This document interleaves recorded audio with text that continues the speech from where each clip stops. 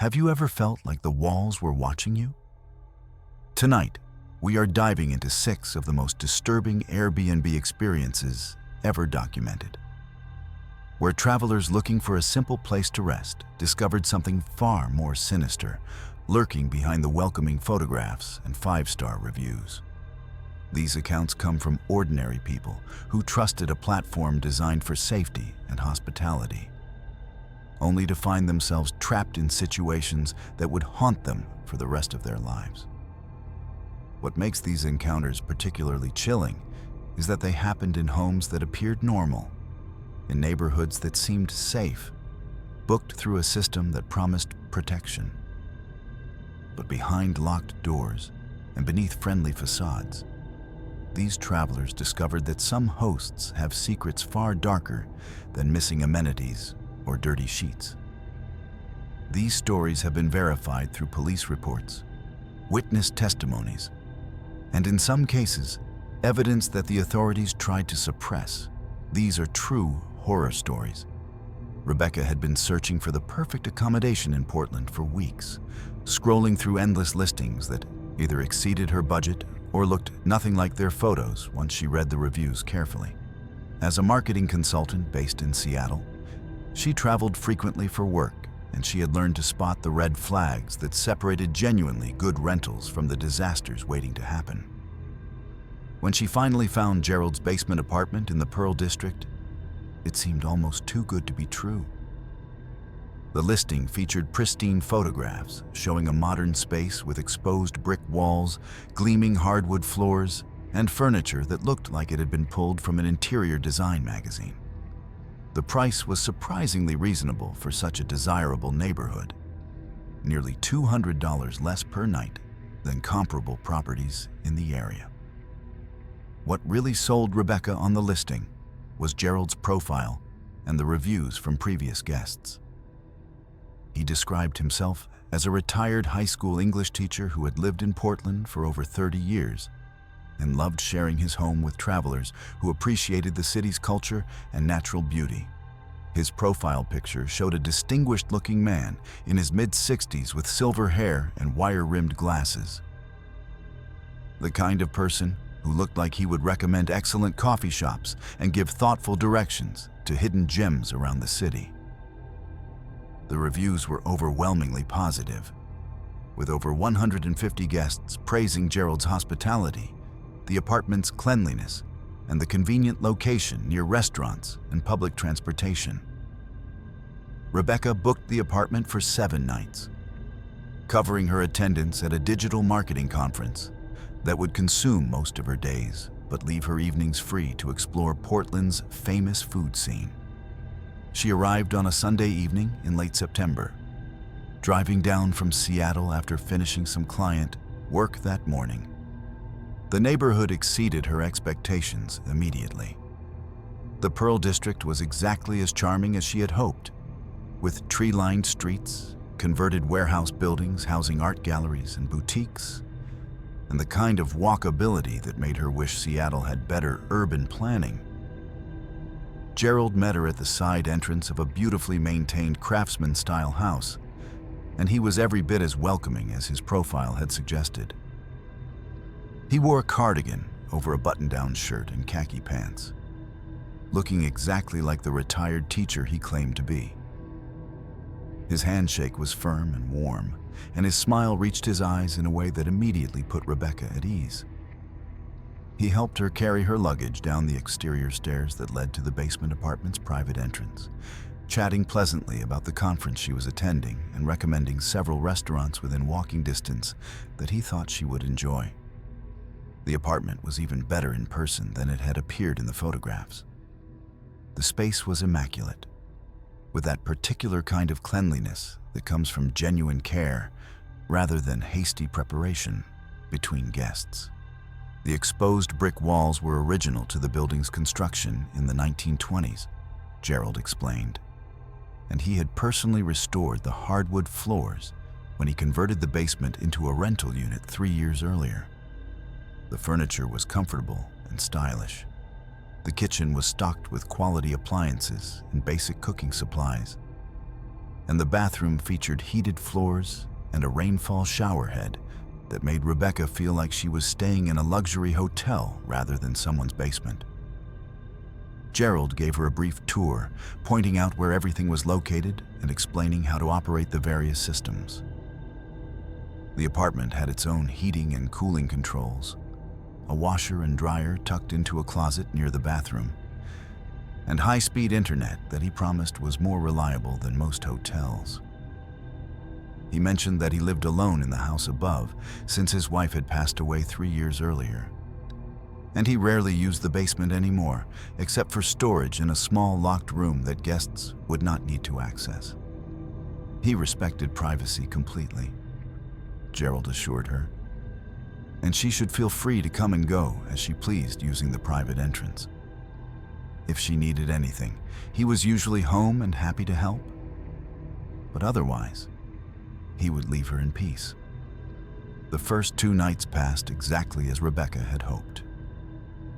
She attended conference sessions during the day, taking notes and networking with other marketing professionals who shared her interest in emerging digital trends. In the evenings, she returned to the apartment to review her notes, respond to client emails, and unwind with a glass of wine while scrolling through her phone. The neighborhood was quiet at night, and the apartment's soundproofing was remarkable. She could not hear traffic from the street above, footsteps from Gerald moving around the house, or any of the typical noises that usually made basement apartments feel cramped and intrusive. On her 3rd night, Rebecca stayed up later than usual, working on a presentation she needed to deliver to a client the following week. She was deep in concentration, typing away on her laptop at the small dining table when she first noticed the sounds. They were so faint at first that she almost dismissed them as imagination or the ambient noise that old buildings always produced. But as she stopped typing and listened more carefully, she realized the sounds were coming from within the walls themselves, not from the house above or the street outside. The sounds were rhythmic and deliberate, almost like breathing, but with a quality that suggested they were not mechanical in nature. They would fade in and out, becoming clearer for a few moments before dropping back below the threshold of distinct hearing. Rebecca stood up and moved closer to the exposed brick wall, pressing her ear against the cool surface. The sounds seemed to be coming from multiple locations, as if they were traveling through the walls themselves, moving from one section to another in patterns that felt intentional rather than random. She tried to rationalize what she was hearing. Old houses made all kinds of noises, pipes expanding and contracting with temperature changes, the settling of foundations, the movement of air through ventilation systems. But these sounds had a quality that did not fit any of those explanations. They were too regular, too purposeful, and if she listened very carefully, they almost sounded like whispered conversations. Multiple voices speaking in tones too low to make out actual words, but distinct enough to identify as human communication. Rebecca checked her phone. It was nearly 1 in the morning. She walked through the entire apartment, pressing her ear to different sections of wall, trying to determine where the sounds were strongest and whether there was any pattern to their movement. The sounds seemed to be concentrated near the bedroom and bathroom areas, emanating from behind the walls in ways that made no architectural sense. The apartment was in a basement. There should not be hollow spaces behind these walls where sounds could travel and echo the way they seemed to be doing. She considered texting Gerald to ask about the sounds, but she felt foolish. What would she say? That she was hearing whispers in the walls? He would think she was paranoid or unstable, and she still had 4 more nights booked in the apartment. Besides, the sounds were not threatening, just unsettling. They were probably nothing more than the acoustic peculiarities of an old building, sounds from the house above, or the neighboring properties traveling through the structure in unexpected ways. Rebecca returned to her laptop and tried to focus on her presentation. But she found herself stopping every few minutes to listen. The sounds continued throughout the night, never quite loud enough to be clearly identified, but persistent enough to make sleep feel impossible. When she finally gave up on work and went to bed around 3 in the morning, she lay awake in the darkness, listening to the whispers moving through the walls around her, wondering what Gerald's wife might have thought about these sounds during the years she lived in the house above, and whether the remarkable soundproofing that had seemed like such a luxury was actually designed to keep something in rather than keep outside noise out. Rebecca woke the next morning with a pounding headache and the unsettling realization that she had barely slept 3 hours. The whispers had continued until dawn, fading only when the first light began filtering through the basement windows. She dragged herself through her morning routine, splashing cold water on her face and avoiding her reflection in the bathroom mirror. The conference sessions that day blurred together as she struggled to focus, her mind constantly returning to the sounds she had heard and the growing certainty that something was deeply wrong with Gerald's basement apartment. By the time she returned that evening, Rebecca had convinced herself that she was overreacting. She had checked online forums about old houses and found dozens of explanations for unusual sounds, from wind moving through unexpected spaces to the acoustic properties of brick and plaster amplifying distant conversations from neighboring properties. She would finish her week here, leave a neutral review, and never think about the apartment again. But the light bulb in the bathroom had burned out while she was gone. And when she stood on the toilet to replace it, removing the decorative glass cover from the ceiling fixture, she saw it. A tiny lens embedded in the ceiling vent, so small and perfectly camouflaged that she would never have noticed it under normal circumstances. The camera was positioned at an angle that would capture the entire bathroom, including the shower, toilet, and the area where she had changed clothes that morning. Rebecca's hands began shaking so violently that she nearly dropped the glass cover. She climbed down and stood in the bathroom doorway, her mind racing through every moment she had spent in this apartment over the past 3 days. Every shower, every time she had changed clothes, every private moment she had assumed was actually private. She forced herself to search the rest of the apartment systematically, looking for anything else that might be hiding surveillance equipment. Behind the bedroom mirror, she found a second camera, this one even smaller than the first, positioned to capture the bed from an angle that suggested very specific intent. The smoke detector in the living area was not a smoke detector at all, but a sophisticated camera housing that had been mounted to look exactly like a standard safety device. The decorative wall clock in the kitchen, which she had admired for its vintage appearance, contained a fourth camera with a wide-angle lens pointed directly at the small dining table where she had worked on her laptop. The cameras were professional-grade equipment, the kind that required technical knowledge to install and operate. This was not some opportunistic creep with a hidden phone. This was a systematic operation that had been planned and executed with precision.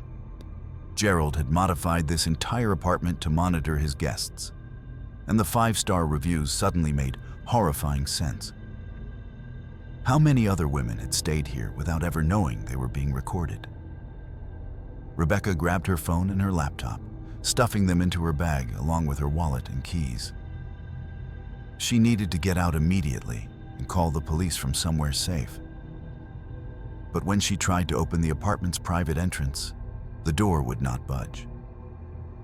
The lock mechanism felt different, as if something had changed overnight.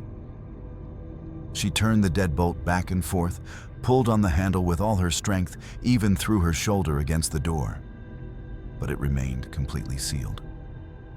She ran to the windows, but they were the narrow basement style that barely opened and were protected by decorative iron bars that she had thought were charming when she first saw them. She was trapped in a basement apartment filled with hidden cameras, and the friendly retired teacher who owned the house above knew exactly what she had discovered. Rebecca pulled out her phone and dialed 911 with trembling fingers. The dispatcher who answered sounded bored and slightly annoyed, as if she was interrupting something more important. "I need help," Rebecca said, trying to keep her voice steady. "I'm trapped in a basement apartment, and I've found hidden cameras everywhere. The host has locked me in." The dispatcher asked for the address, and when Rebecca provided it, there was a long pause on the other end of the line. "Ma'am, we have been to that address multiple times for similar complaints," the dispatcher said slowly. "Each time, the officers found no evidence of wrongdoing, and the guests admitted they had been confused about the locks or had misplaced their keys. Are you sure the door is actually locked?" "I am not confused," Rebecca said, her voice rising. "There are cameras in the bathroom, in the bedroom, everywhere. I need police here now." The dispatcher sighed.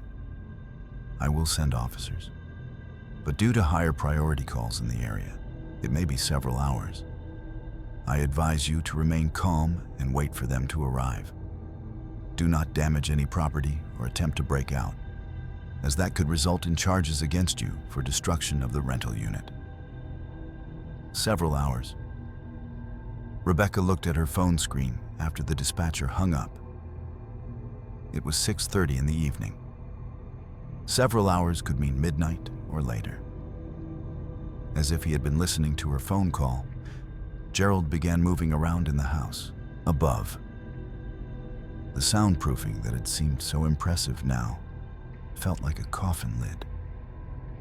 She could hear his footsteps clearly for the first time, heavy and deliberate, moving back and forth across the floor directly above the bedroom. Then came the sound of furniture being dragged, the screech of something heavy scraping across wood floors. Rebecca stood frozen in the center of the living area, listening as the sounds intensified. Power tools whirred to life above her, the high-pitched whine of a drill bit grinding through wood. He was working on something directly above the bedroom, and the ceiling fixture there began to shake slightly, raining down small particles of plaster dust. She grabbed her laptop and opened it, frantically searching for the Wi-Fi password Gerald had given her.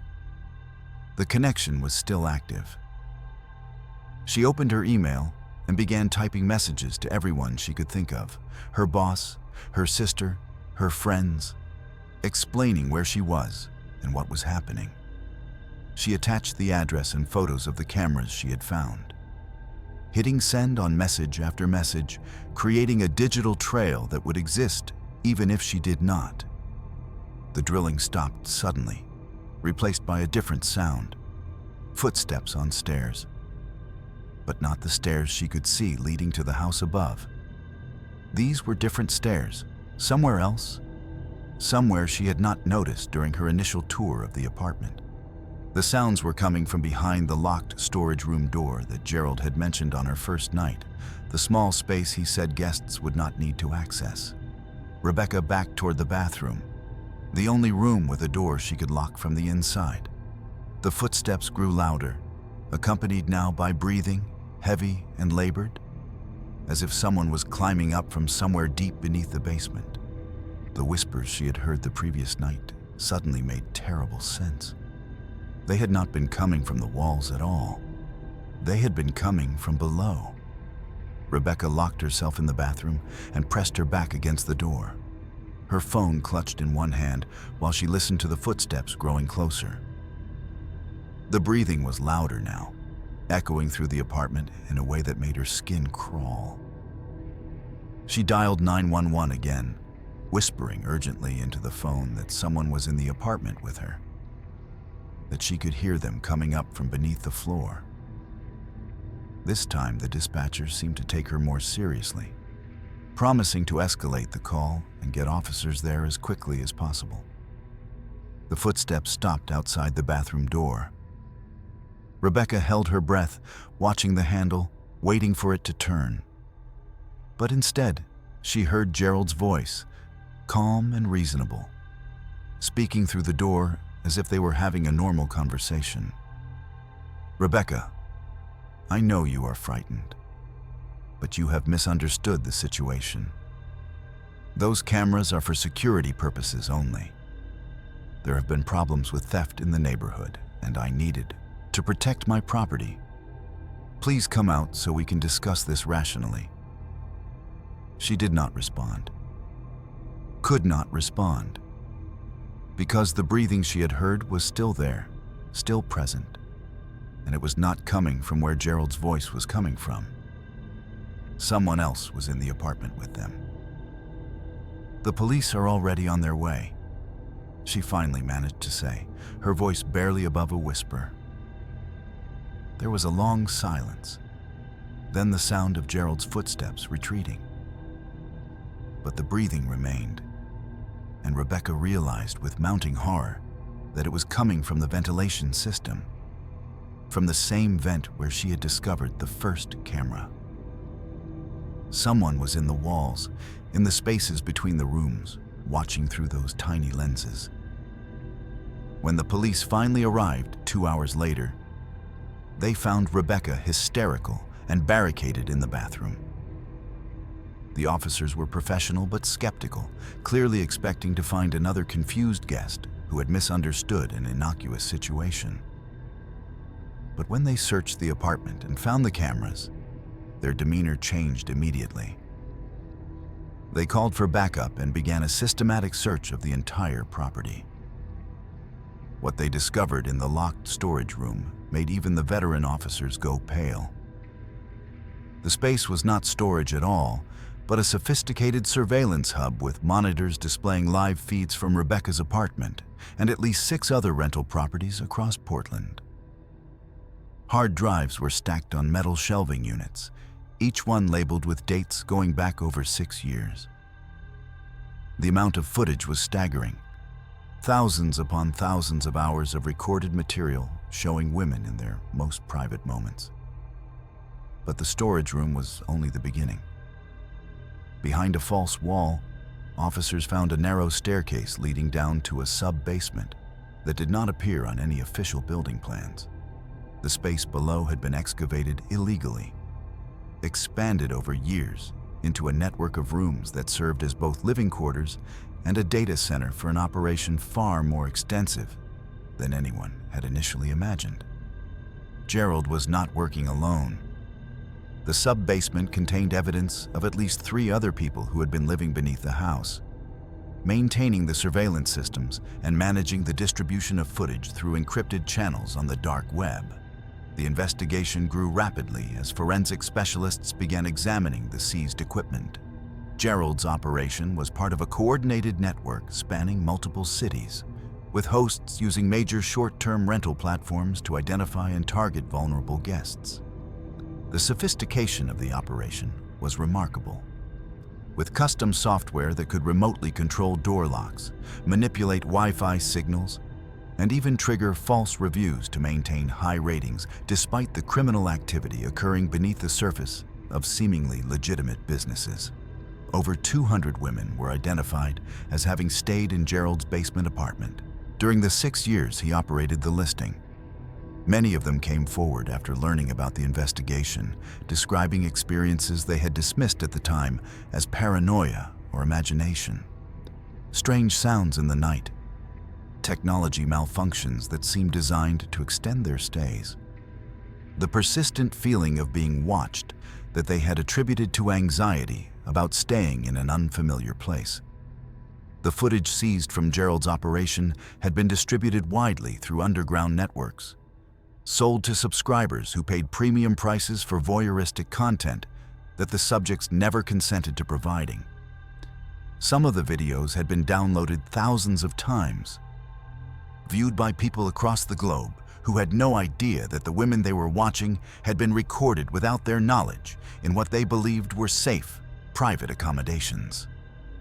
Gerald was arrested along with 4 accomplices who had been living in the sub-basement and managing similar operations in other cities. The investigation revealed rental properties in Seattle, San Francisco, Denver, and Chicago, all operating under the same model of surveillance and exploitation. Dozens of additional arrests followed as authorities traced the network's connections across state lines and international borders. Rebecca's ordeal became national news, sparking conversations about privacy, security, and the vulnerabilities created by the short-term rental economy. She testified before congressional committees investigating the regulation of platforms that had allowed Gerald's operation to flourish for years despite multiple complaints from guests. She became an advocate for legislation requiring regular inspections of rental properties and criminal background checks for hosts, working with other survivors to push for systemic changes that might prevent similar exploitation. But no amount of advocacy or legal reform could erase what had been done to her and hundreds of other women. The knowledge that strangers had watched her most intimate moments. That footage of her existed somewhere in the digital darkness where it could never be fully retrieved or destroyed, haunted Rebecca in ways that therapy and time could not fully heal. She moved back to Seattle and stopped traveling for work, finding consulting projects she could complete remotely from the safety of her own home. Sometimes late at night, when the building settled and the pipes creaked, Rebecca would wake with her heart racing, listening for whispers in the walls. She would check her apartment obsessively, searching for the tiny lenses that could be hiding in vents and smoke detectors and decorative fixtures. She replaced every electronic device in her home, convinced that anything could be compromised, that anyone could be watching. And she was not paranoid to think so, because 6 months after Gerald's arrest, Rebecca received an anonymous email with no return address and no subject line. When she opened it, there was only a single sentence and an attachment. "We are still watching." The attachment was a photograph taken from inside her Seattle apartment, showing her asleep in her bed the previous night. The angle suggested the camera was positioned somewhere in her bedroom ceiling, in a space she had checked and rechecked 100 times without finding anything. Someone from Gerald's network had found her, had gotten into her home while she was out, and had installed new cameras in places she had not yet thought to look. Rebecca stared at the photograph for a long time, her hands shaking, before she finally understood the true horror of what Gerald had created. The surveillance had never been about one apartment or one city or even one network of criminals. It was everywhere. An infrastructure of watching that had been built into the walls of countless homes, operated by people who would never be caught because they had learned from Gerald's mistakes. She closed her laptop and looked up at her bedroom ceiling, knowing that somewhere behind the plaster and paint, a lens was pointed directly at her. And through that lens, someone was watching her realize that she would never be safe again, that nowhere would ever be private again, that the walls would always be listening, always watching, always collecting moments that were supposed to be hers alone. Rebecca smiled up at the camera, a cold smile that held no warmth or surrender. Let them watch. Let them see that she knew they were there. Because fear was what they wanted, what they fed on, and she had already given them 6 years of women's terror recorded and archived and distributed like entertainment. She would not give them hers. But late at night, when she thought no one could hear, Rebecca still whispered to the walls, begging them to tell her who was listening. Marcus had been planning this anniversary trip for months, wanting to surprise Jennifer with something special after 5 years of marriage that had been consumed by demanding careers and the endless responsibilities of adult life. They both worked in finance, pulling long hours in Nashville offices that left little time for the romance and adventure that had brought them together in the first place. When he showed Jennifer the listing for the cabin in the Smoky Mountains, her eyes had lit up with the same excitement he remembered from their honeymoon. and he knew he had made the right choice. The cabin looked like something from a dream in the photographs. A rustic log structure perched on a mountainside with panoramic views of endless forested ridges stretching toward the horizon. The listing described a romantic retreat 15 miles from the nearest town, accessible only by a private gravel road that wound through dense forest to a clearing where the cabin sat in perfect isolation. The host, Amanda, had over 200 five-star reviews praising her hospitality and the cabin's peaceful atmosphere. And her messages during the booking process had been warm and accommodating, offering recommendations for hiking trails and promising they would have complete privacy during their stay.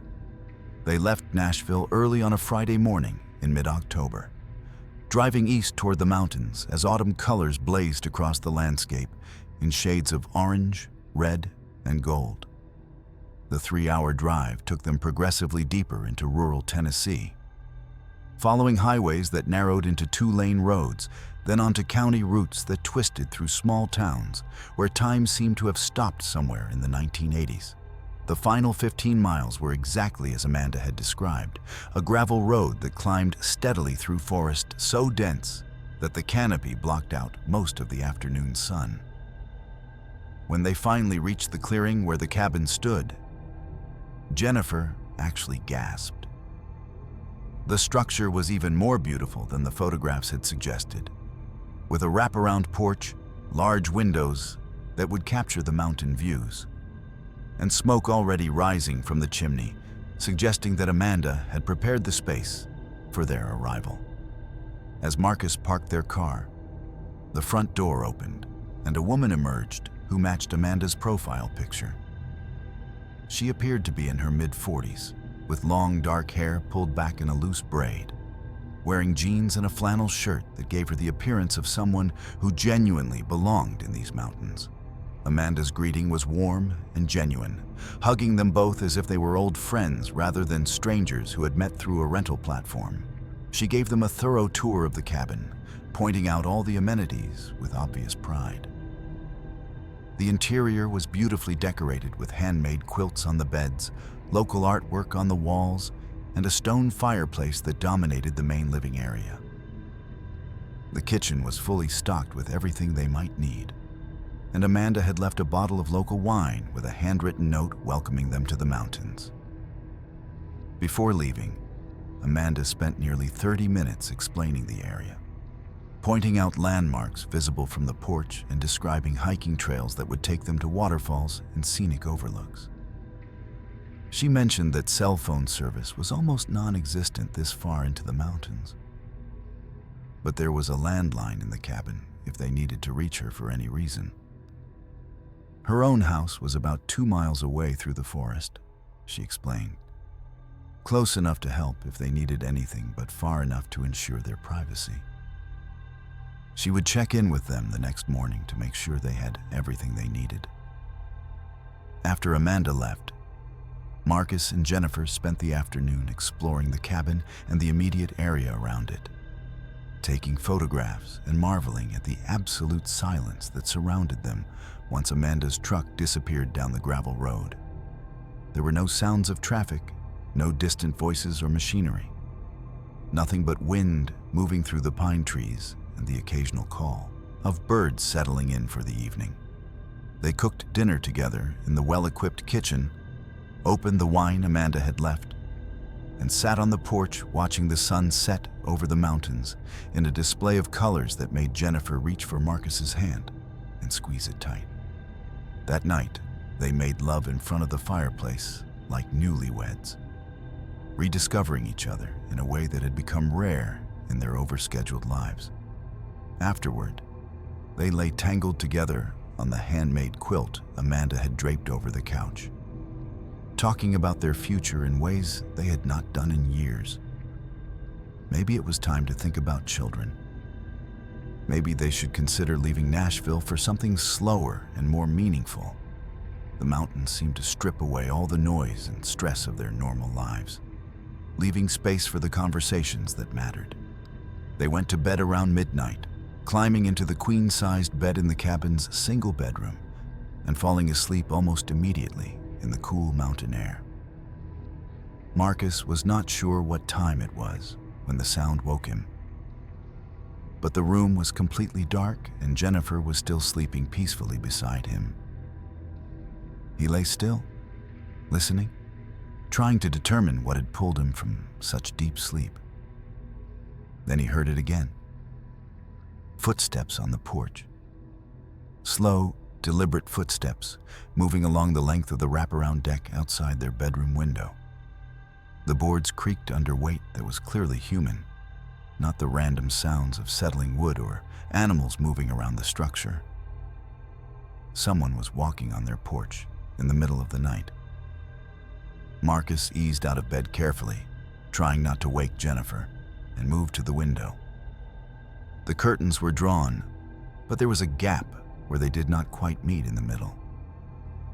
He peered through the opening and saw a shadow moving past the window. A human-shaped silhouette that paused directly outside their bedroom as if studying the window or listening for sounds from within. His heart began racing as he backed away from the window. The footsteps continued their circuit around the porch, passing the bedroom again and moving toward the front of the cabin. Marcus grabbed his phone from the nightstand, but as Amanda had warned, there was no signal. He crept through the dark cabin toward the front door, his eyes gradually adjusting to the darkness, and checked to make sure the deadbolt was engaged. Through the window beside the door, he could see another shadow on the porch. Or maybe it was the same one that had been outside the bedroom. The figure was standing at the porch railing, looking out toward the forest, occasionally turning as if surveying the entire clearing around the cabin. Marcus watched for nearly 10 minutes as the shadow moved in patterns that suggested surveillance rather than casual presence. When morning finally came, and Jennifer woke to find Marcus exhausted and distracted, he told her about the footsteps and the shadows. She was immediately concerned, but Marcus tried to downplay it, suggesting that maybe he had been dreaming or that local wildlife had been moving around the cabin in ways that his city-trained brain had interpreted as human presence. Amanda arrived around 9 o'clock as promised, bringing fresh eggs from her chickens and homemade jam. When Marcus mentioned the sounds and shadows from the night before, she smiled reassuringly and explained that black bears and deer were common in the area, especially this time of year when they were preparing for winter. The porch was elevated enough that shadows from animals moving around the clearing could easily be projected onto the windows by moonlight, creating illusions that looked human-shaped. Her explanation made perfect sense, and Marcus felt foolish for having been so frightened. They spent the day hiking one of the trails Amanda had recommended, returning to the cabin tired and satisfied as the sun began setting over the mountains once again. But that night, as they settled into bed, Marcus found himself listening intently to every sound, unable to shake the memory of those deliberate footsteps and the shadow that had paused outside their window as if studying them through the glass. Around 2 in the morning, the footsteps returned, and this time, Jennifer heard them too. This time there was no mistaking the sound for wildlife or imagination. Jennifer sat up in bed, her hand gripping Marcus's arm hard enough to leave marks, and they both listened as the footsteps moved across the porch with deliberate slowness. The pattern was identical to the previous night, a methodical circuit around the entire structure as if someone was inspecting the cabin from every angle. But tonight the footsteps were accompanied by other sounds that made Marcus's blood run cold. The soft scrape of something being dragged across wood, the quiet rattle of the doorknob being tested, the creak of someone leaning against the exterior walls.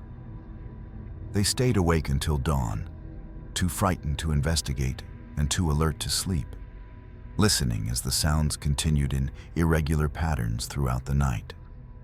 When the first light finally began filtering through the curtains, the sounds stopped abruptly, leaving behind a silence that felt somehow worse than the intrusion had been. Marcus was the first to get out of bed, moving through the cabin with mounting dread. Everything appeared normal until he reached the front door and found it standing wide open, the morning breeze making the curtains dance.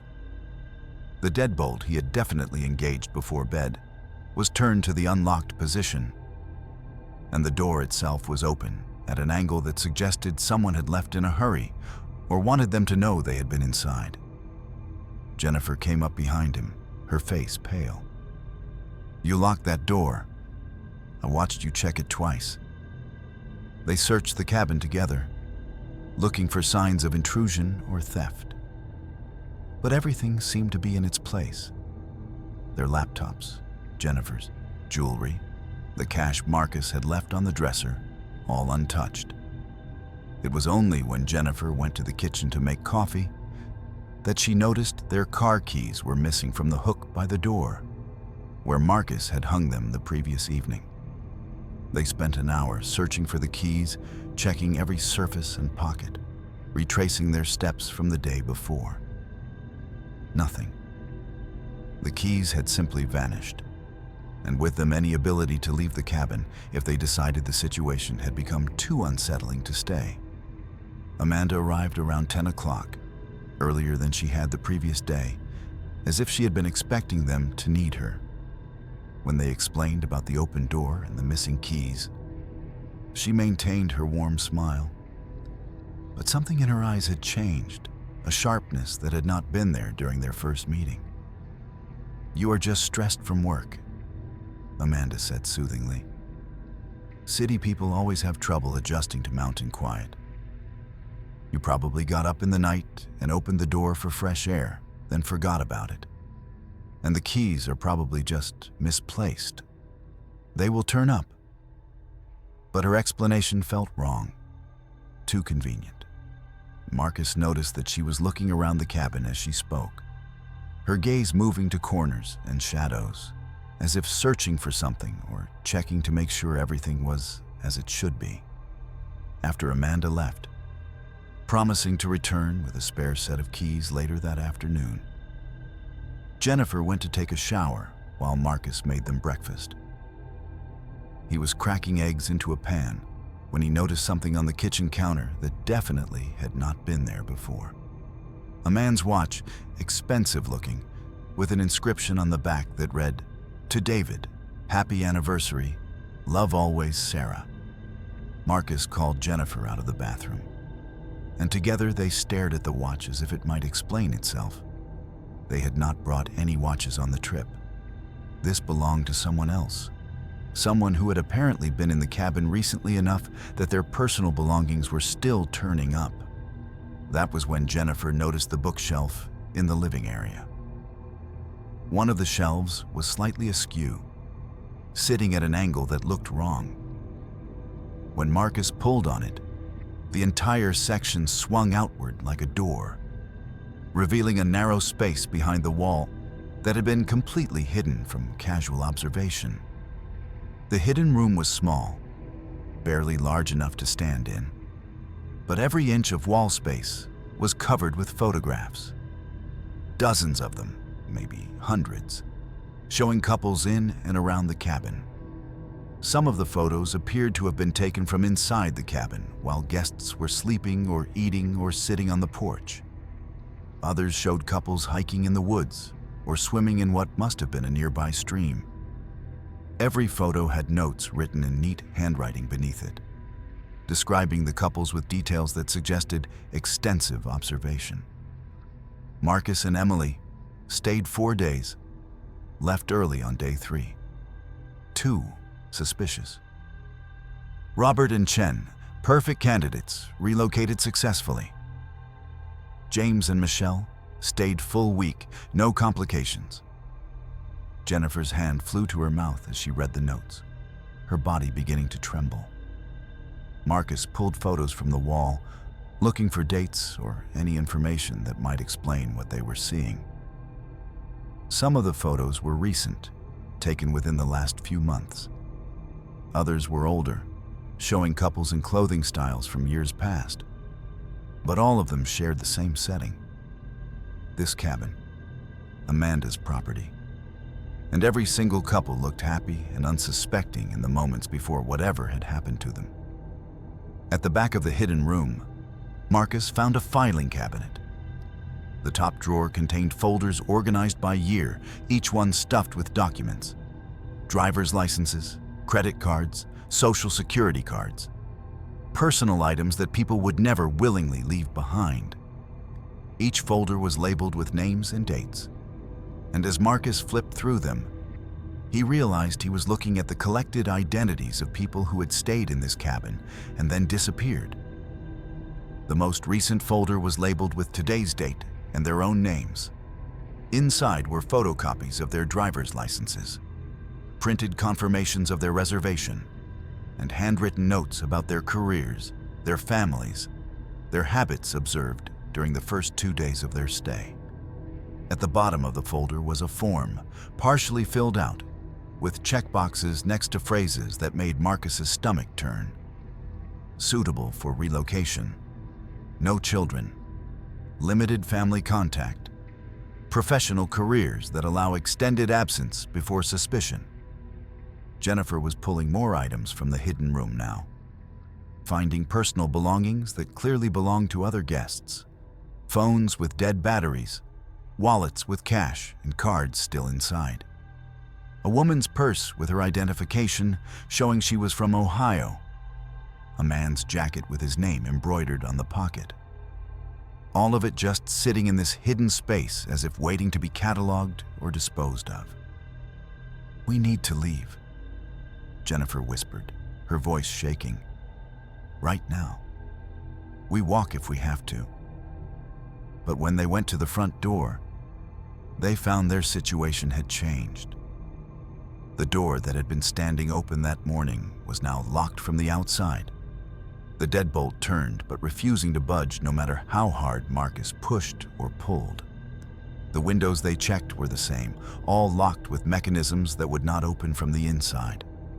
Through the window, they could see Amanda's truck coming up the gravel road, moving slowly as if she had all the time in the world. But she was not alone. There were other vehicles behind her, and as they got closer, Marcus could count at least 4 other trucks following in a convoy.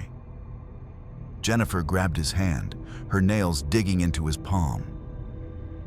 The note said family. Marcus, she said her house was 2 miles away. But what if there are more of them? What if they aren't all live out here?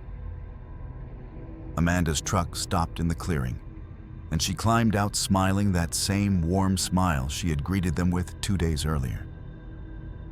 But this time, she was not alone. People were emerging from the other vehicles, men and women of various ages, all of them watching the cabin with expressions that held no warmth at all. Amanda walked up to the porch and knocked on the door they could not open from the inside, her voice carrying clearly through the wood. "Marcus, Jennifer, I have those spare keys you needed. Why don't you let us in so we can talk about your extended stay? My family is very excited to meet you." Marcus pulled Jennifer away from the window as Amanda's family began spreading out around the cabin, positioning themselves at every exit point with the practiced coordination of people who had done this many times before. There were at least 10 of them that he could count, ranging from what looked like elderly grandparents to children barely in their teens, all of them moving with purpose and showing no concern for the locked doors or the terror of the people trapped inside. "The landline," Jennifer said suddenly, running toward the phone mounted on the kitchen wall. But when she picked up the receiver, there was no dial tone, just empty silence that confirmed what Marcus had already begun to suspect.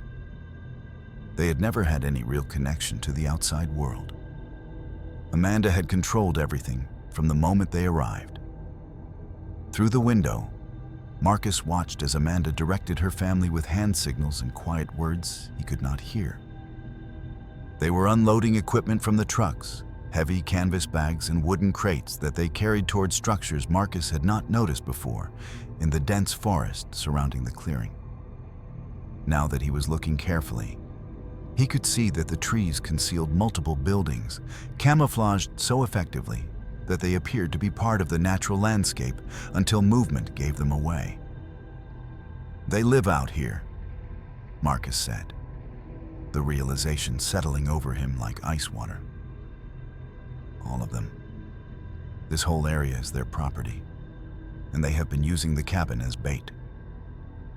Jennifer was searching desperately through the hidden room again, looking for anything that might help them escape or defend themselves.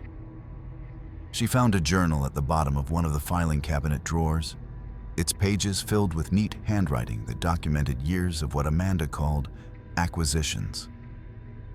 The entries described couples who had stayed at the cabin, their behaviors and vulnerabilities, and what had happened to them after they were selected for what the journal referred to as the family's purpose.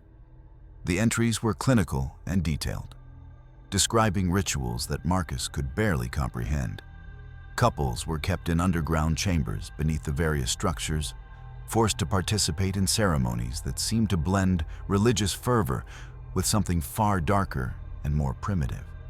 Some entries mentioned couples who had been cooperative and were eventually integrated into the family.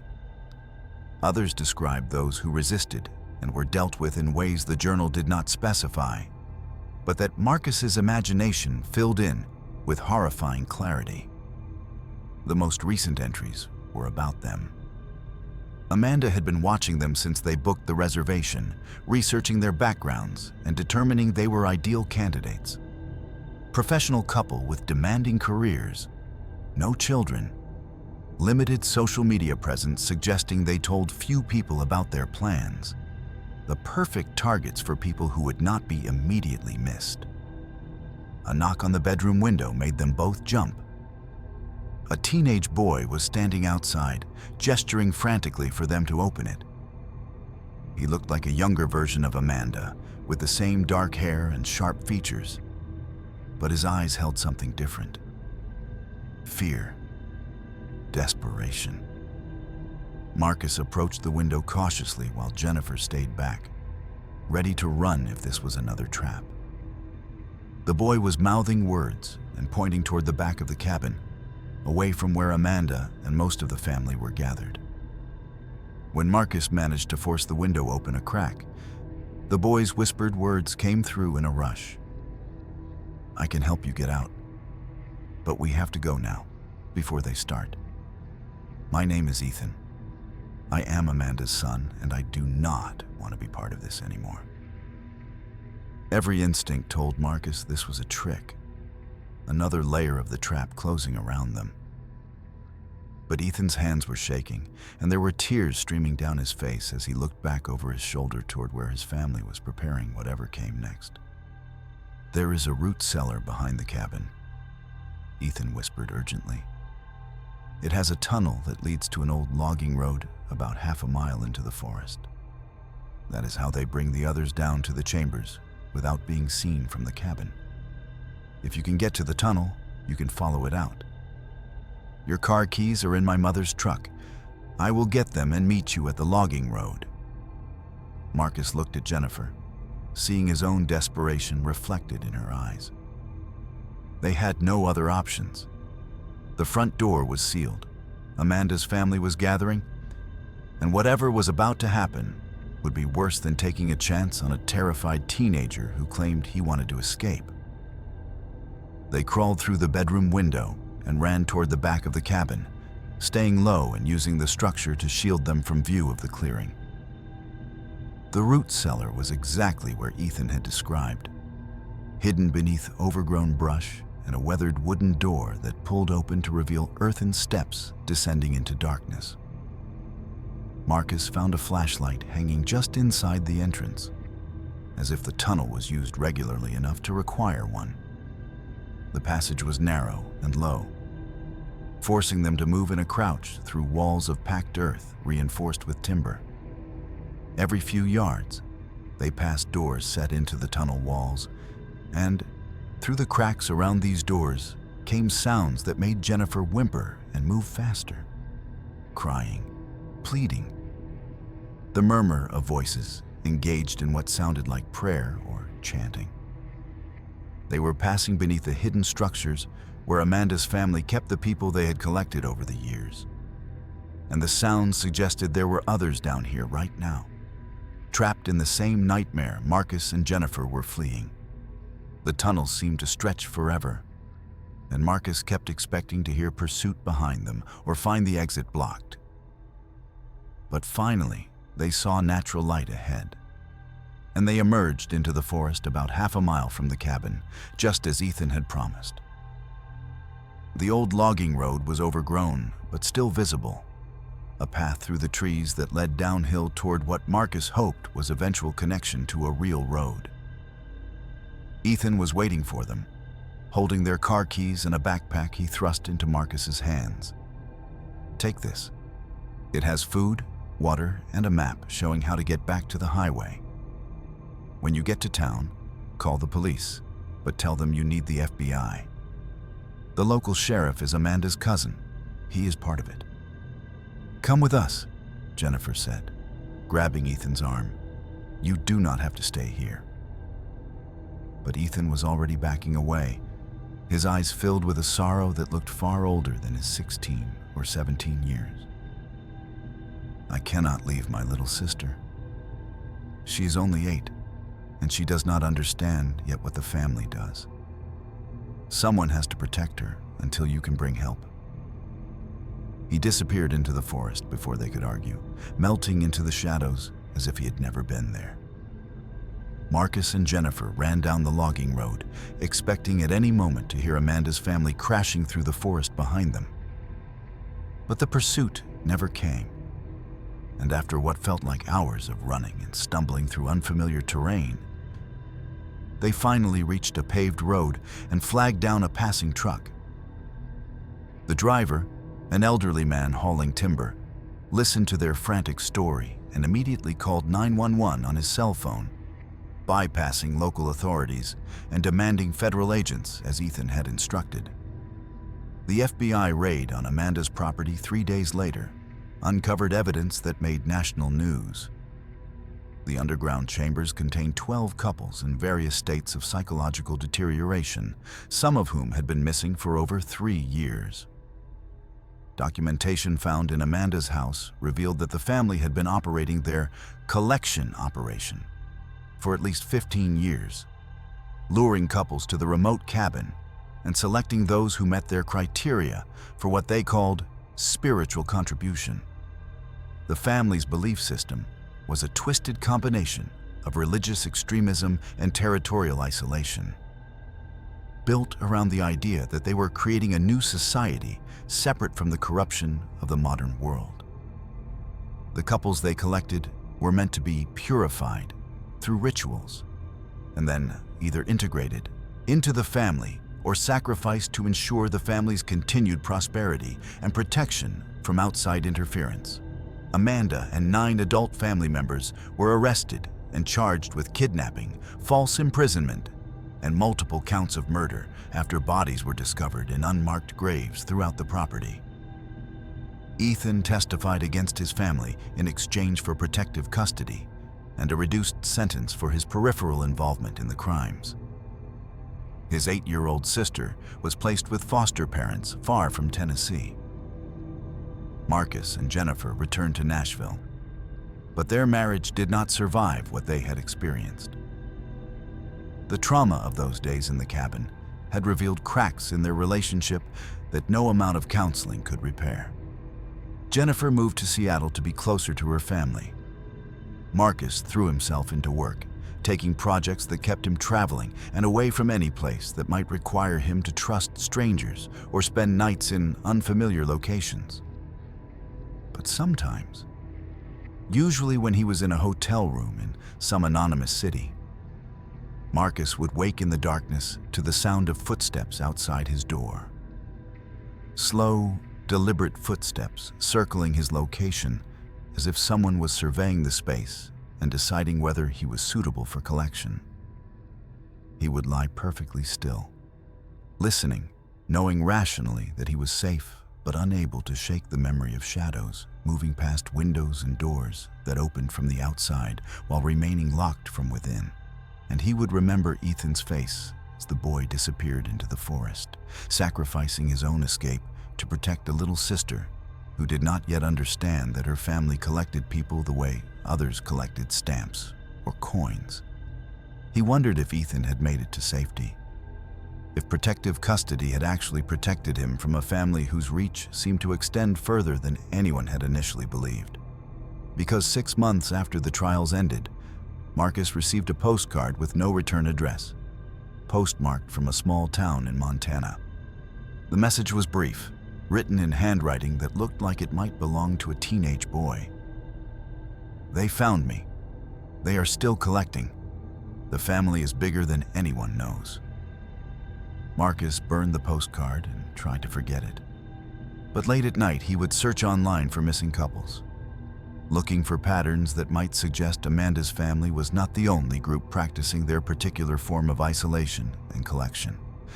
And what he found kept him awake for weeks, staring at maps that showed clusters of missing persons reports near remote rental properties across 6 different states.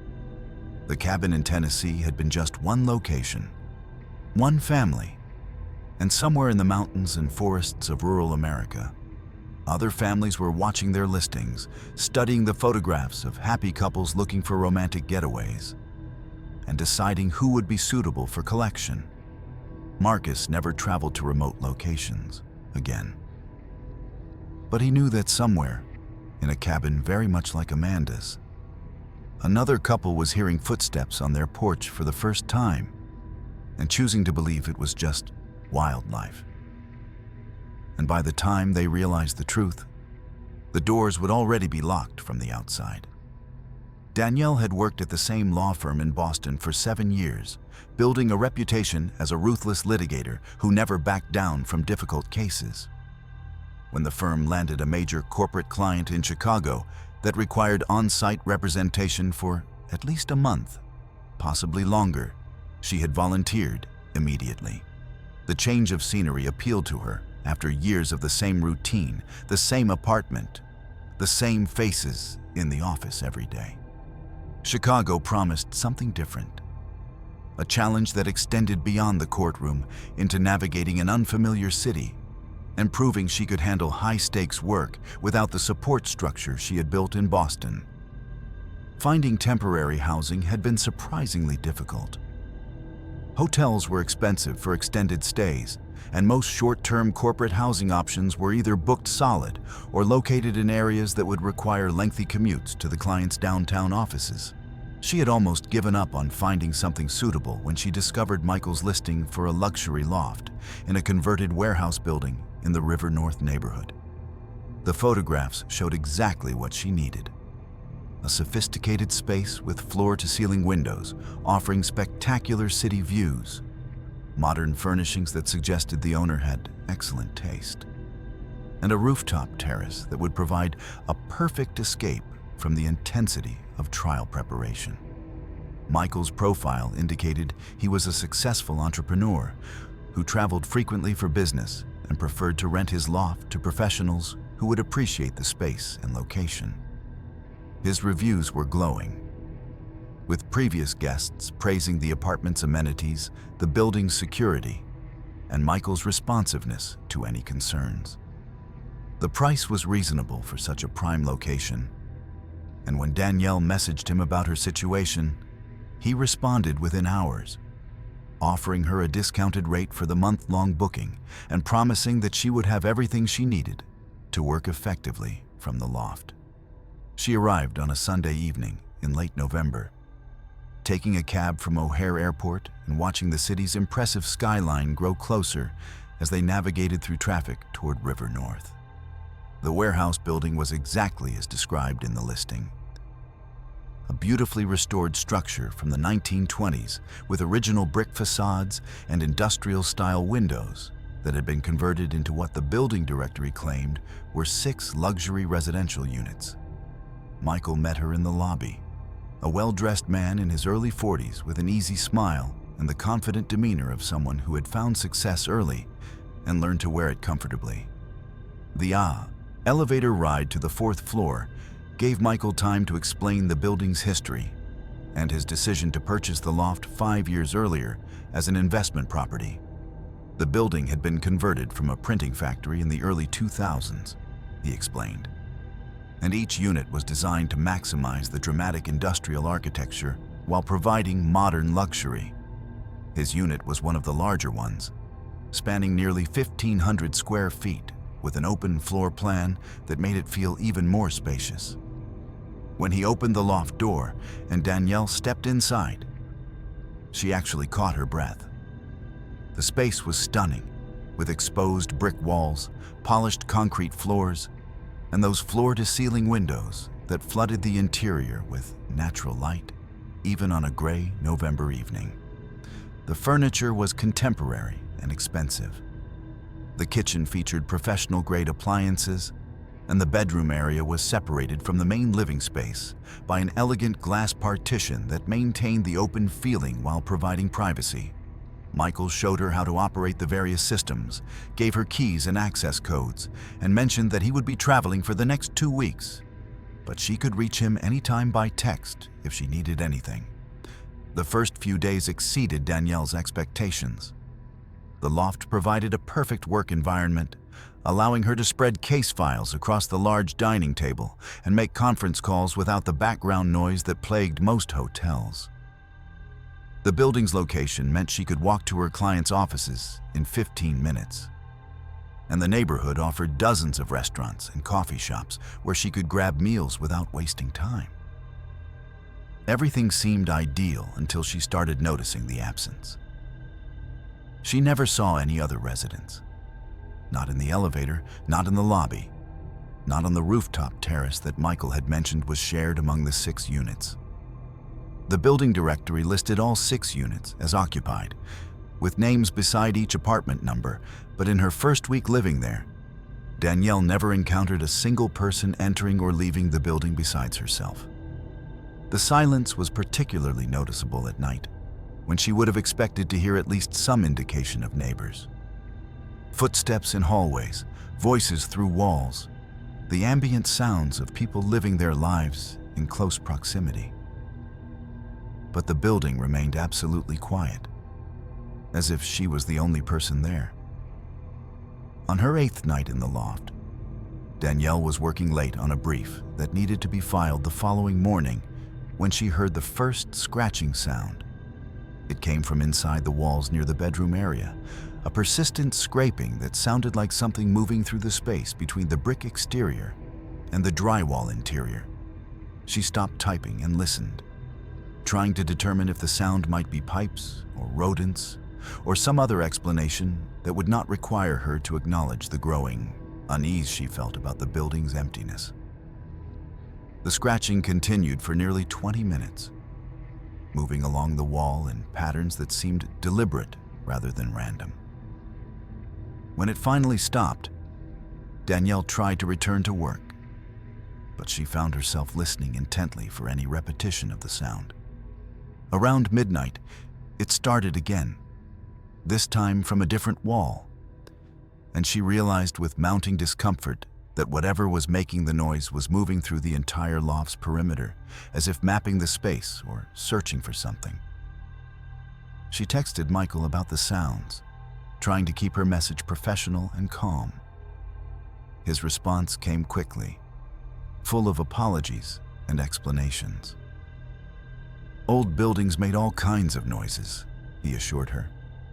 The heating system expanding and contracting, the structure settling, possibly some renovation work happening in adjacent units that would explain construction-related sounds.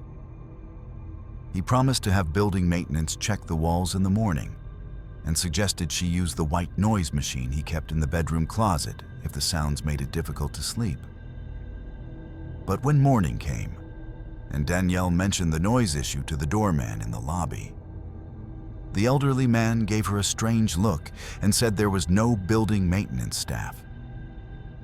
The property management company only sent contractors when specifically called for repairs, and there had been no work orders filed for any unit in over 3 months. He also mentioned, almost casually, that he had worked in the building for 2 years and rarely saw any of the residents. They kept odd hours, he said, and mostly came and went through the building's rear entrance that led directly to the parking garage. Danielle returned to the loft and spent her lunch break searching for information about the building online. What she found was unsettling.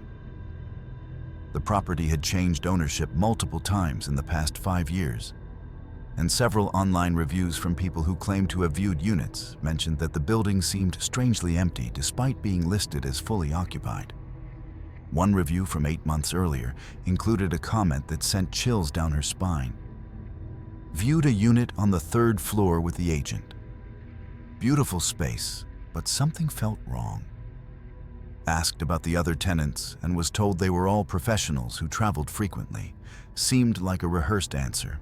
Decided to look elsewhere. That night, the scratching returned with increased intensity. But this time, it was accompanied by other sounds that made Danielle question whether she should stay in the loft at all. Footsteps in the hallway outside her door, stopping and starting as if someone was pacing. The elevator moving between floors despite her being the only person she had seen enter or leave the building all day. And once, around 3 in the morning, she heard what sounded like voices coming through the heating vents, too distorted to make out words, but clearly human in origin. When she texted Michael again the next morning, his response was different this time. Less apologetic, more dismissive. She was probably just stressed from work, he suggested. City sounds could seem amplified in quiet buildings. Maybe she should consider whether the loft was the right fit for her needs, and if not, he would be happy to discuss ending the rental agreement early with a partial refund. The suggestion that she leave felt wrong somehow, as if Michael was testing whether she had noticed too much and was becoming a problem. Danielle made a decision then that would prove to be both wise and terrifying. Instead of accepting his offer to end the rental early, she told Michael everything was fine and she had simply been tired and overreacting to normal building sounds. She would stay for the full month as planned. But that night, instead of sleeping in the loft, Danielle checked into a nearby hotel and spent hours researching the building's ownership history, previous tenant complaints, and any news articles that might explain why a supposedly luxury residential building in prime downtown Chicago always seemed to be empty. What she found made her realize that the scratching in the walls was the least of her concerns. The research Danielle conducted from her hotel room revealed a paper trail that grew more disturbing with each document she uncovered. The building had been sold to a development company 18 months earlier, with plans for complete demolition and redevelopment. City records showed that all residential occupancy permits had been revoked 14 months ago due to structural issues identified during a routine inspection.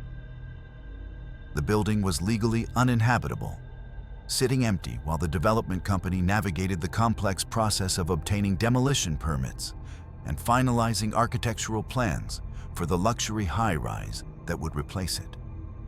But the most chilling discovery came when Danielle found the demolition schedule buried in city planning documents. The building was scheduled to be torn down in 6 weeks.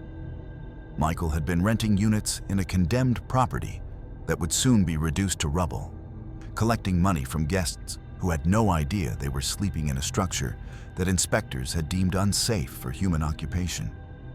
The next morning, Danielle returned to the building with her phone recording video as she explored beyond the 4th floor loft. She used the key Michael had given her for the rooftop terrace to access the stairwell, then systematically checked every floor. What she found confirmed her worst suspicions. The other 5 units were completely vacant, their doors unlocked and their interiors stripped of furniture and fixtures. The walls showed evidence of water damage and black mold growing in thick patches across the ceilings. Some units had holes in the floors where structural supports had rotted through, and the smell of decay permeated everything. The 3rd floor unit was the worst. The entire far wall had partially collapsed, exposing the brick exterior and allowing November wind to whistle through gaps in the structure. Pigeon droppings covered the floor, and the smell was overwhelming. This was not a building that had been recently vacated. This was a property that had been abandoned for months, maybe longer, left to deteriorate while Michael apparently continued listing at least one unit as a luxury rental for unsuspecting guests. Danielle photographed everything, documenting the mold, the structural damage, the obvious signs of long-term abandonment. She was on the second floor, recording video of a collapsed ceiling that revealed rotting support beams, when she heard the elevator doors open on the floor above her. Footsteps moved across the floor toward the stairwell, and she recognized Michael's voice speaking to someone on his phone. "She's asking too many questions. I saw her leave last night with luggage. If she has already figured it out, we need to handle this before she contacts authorities or posts about it online." Danielle froze, her heart pounding as she listened to Michael's footsteps descending the stairs. She was trapped on the second floor with no way out except past him or through windows that were 4 stories above a concrete alley. She moved as quietly as possible toward the unit furthest from the stairwell, slipping inside and pressing herself against the wall beside the door. Michael's footsteps paused on the landing, and she heard him testing door handles, checking each unit methodically. When he reached the unit where she was hiding, Danielle held her breath and prayed that the shadows and decay would conceal her presence. Michael stood in the doorway for what felt like an eternity, his silhouette backlit by the dim stairwell lighting. "Danielle, I know you were in the building," he called out, his voice echoing through the empty space. "Your car is in the garage. The lobby camera shows you coming in 30 minutes ago, but not leaving. We should talk about this reasonably. You are a lawyer. You understand that sometimes business arrangements exist in gray areas of regulation."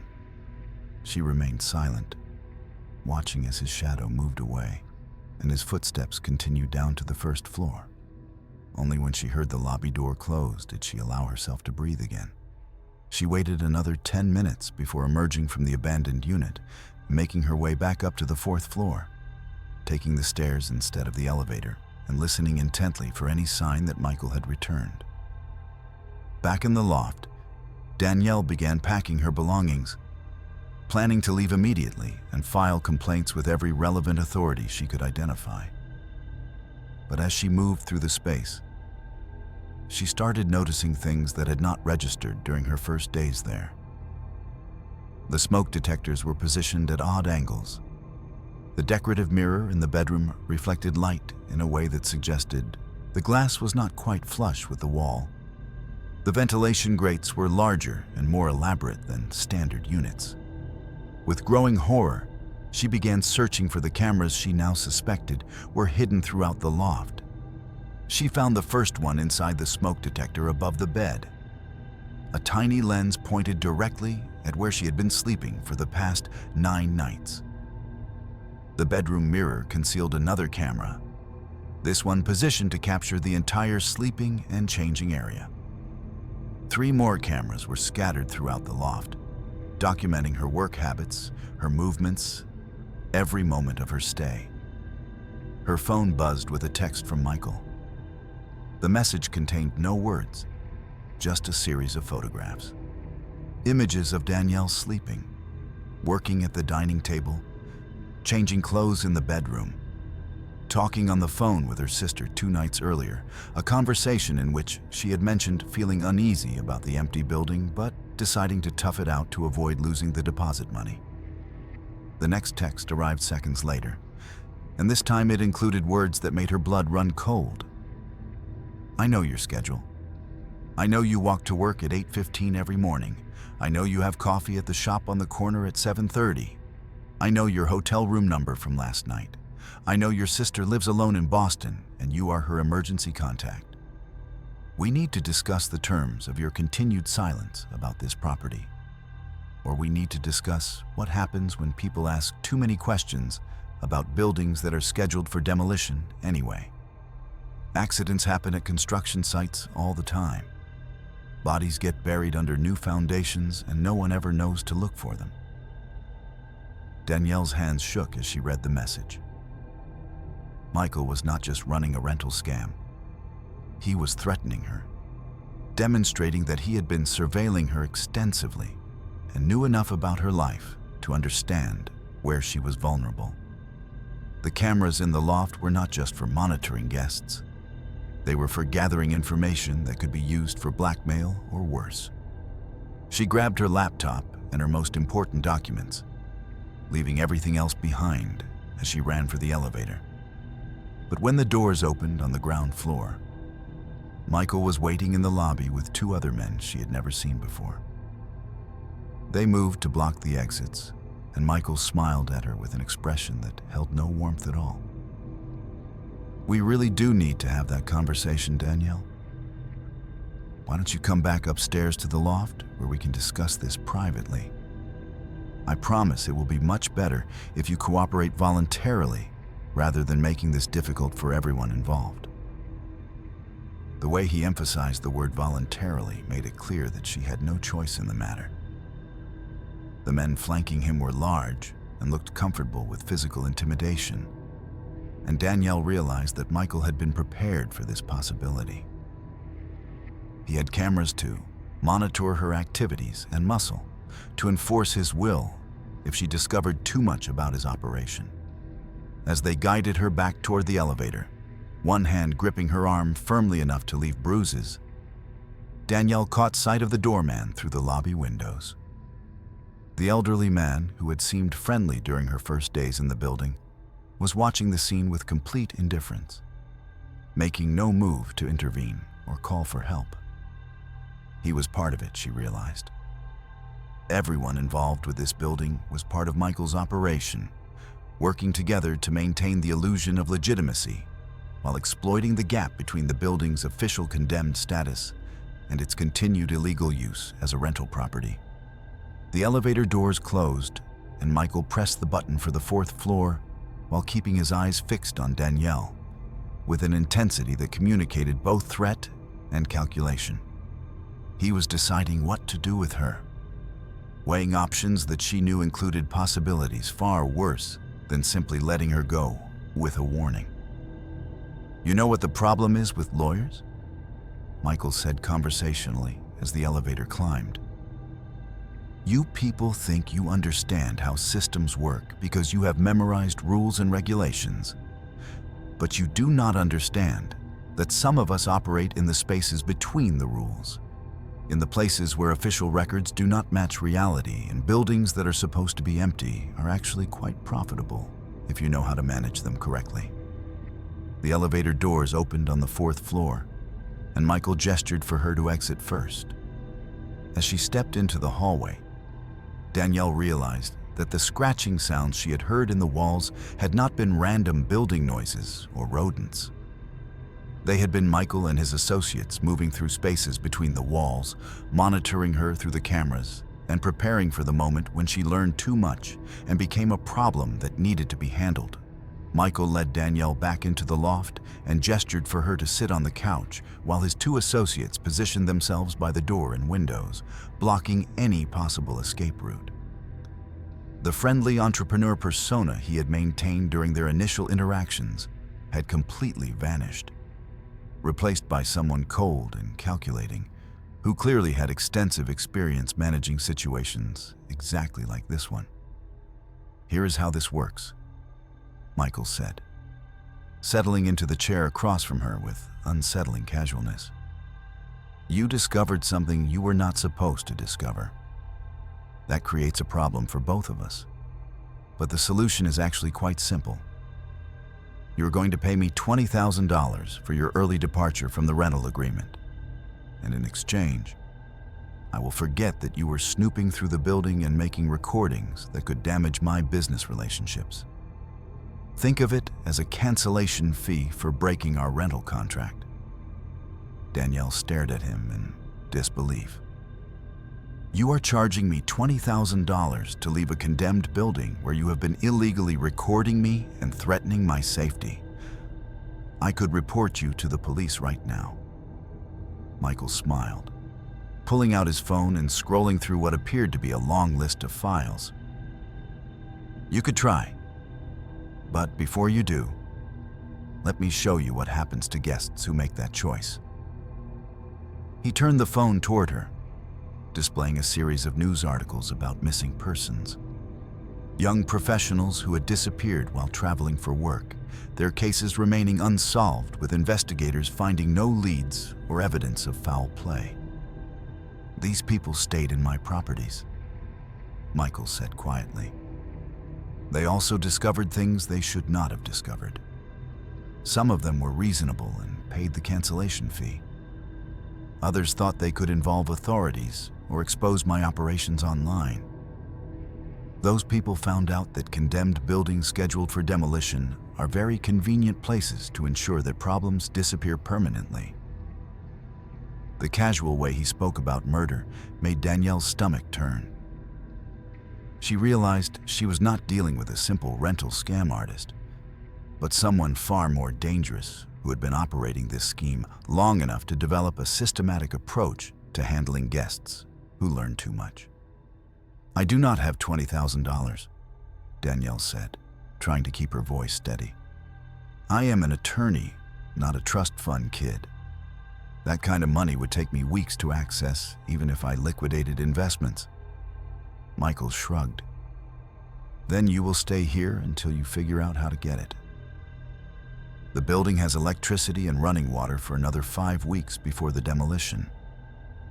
I have had guests stay for 3 weeks before they managed to convince family or friends to wire them money.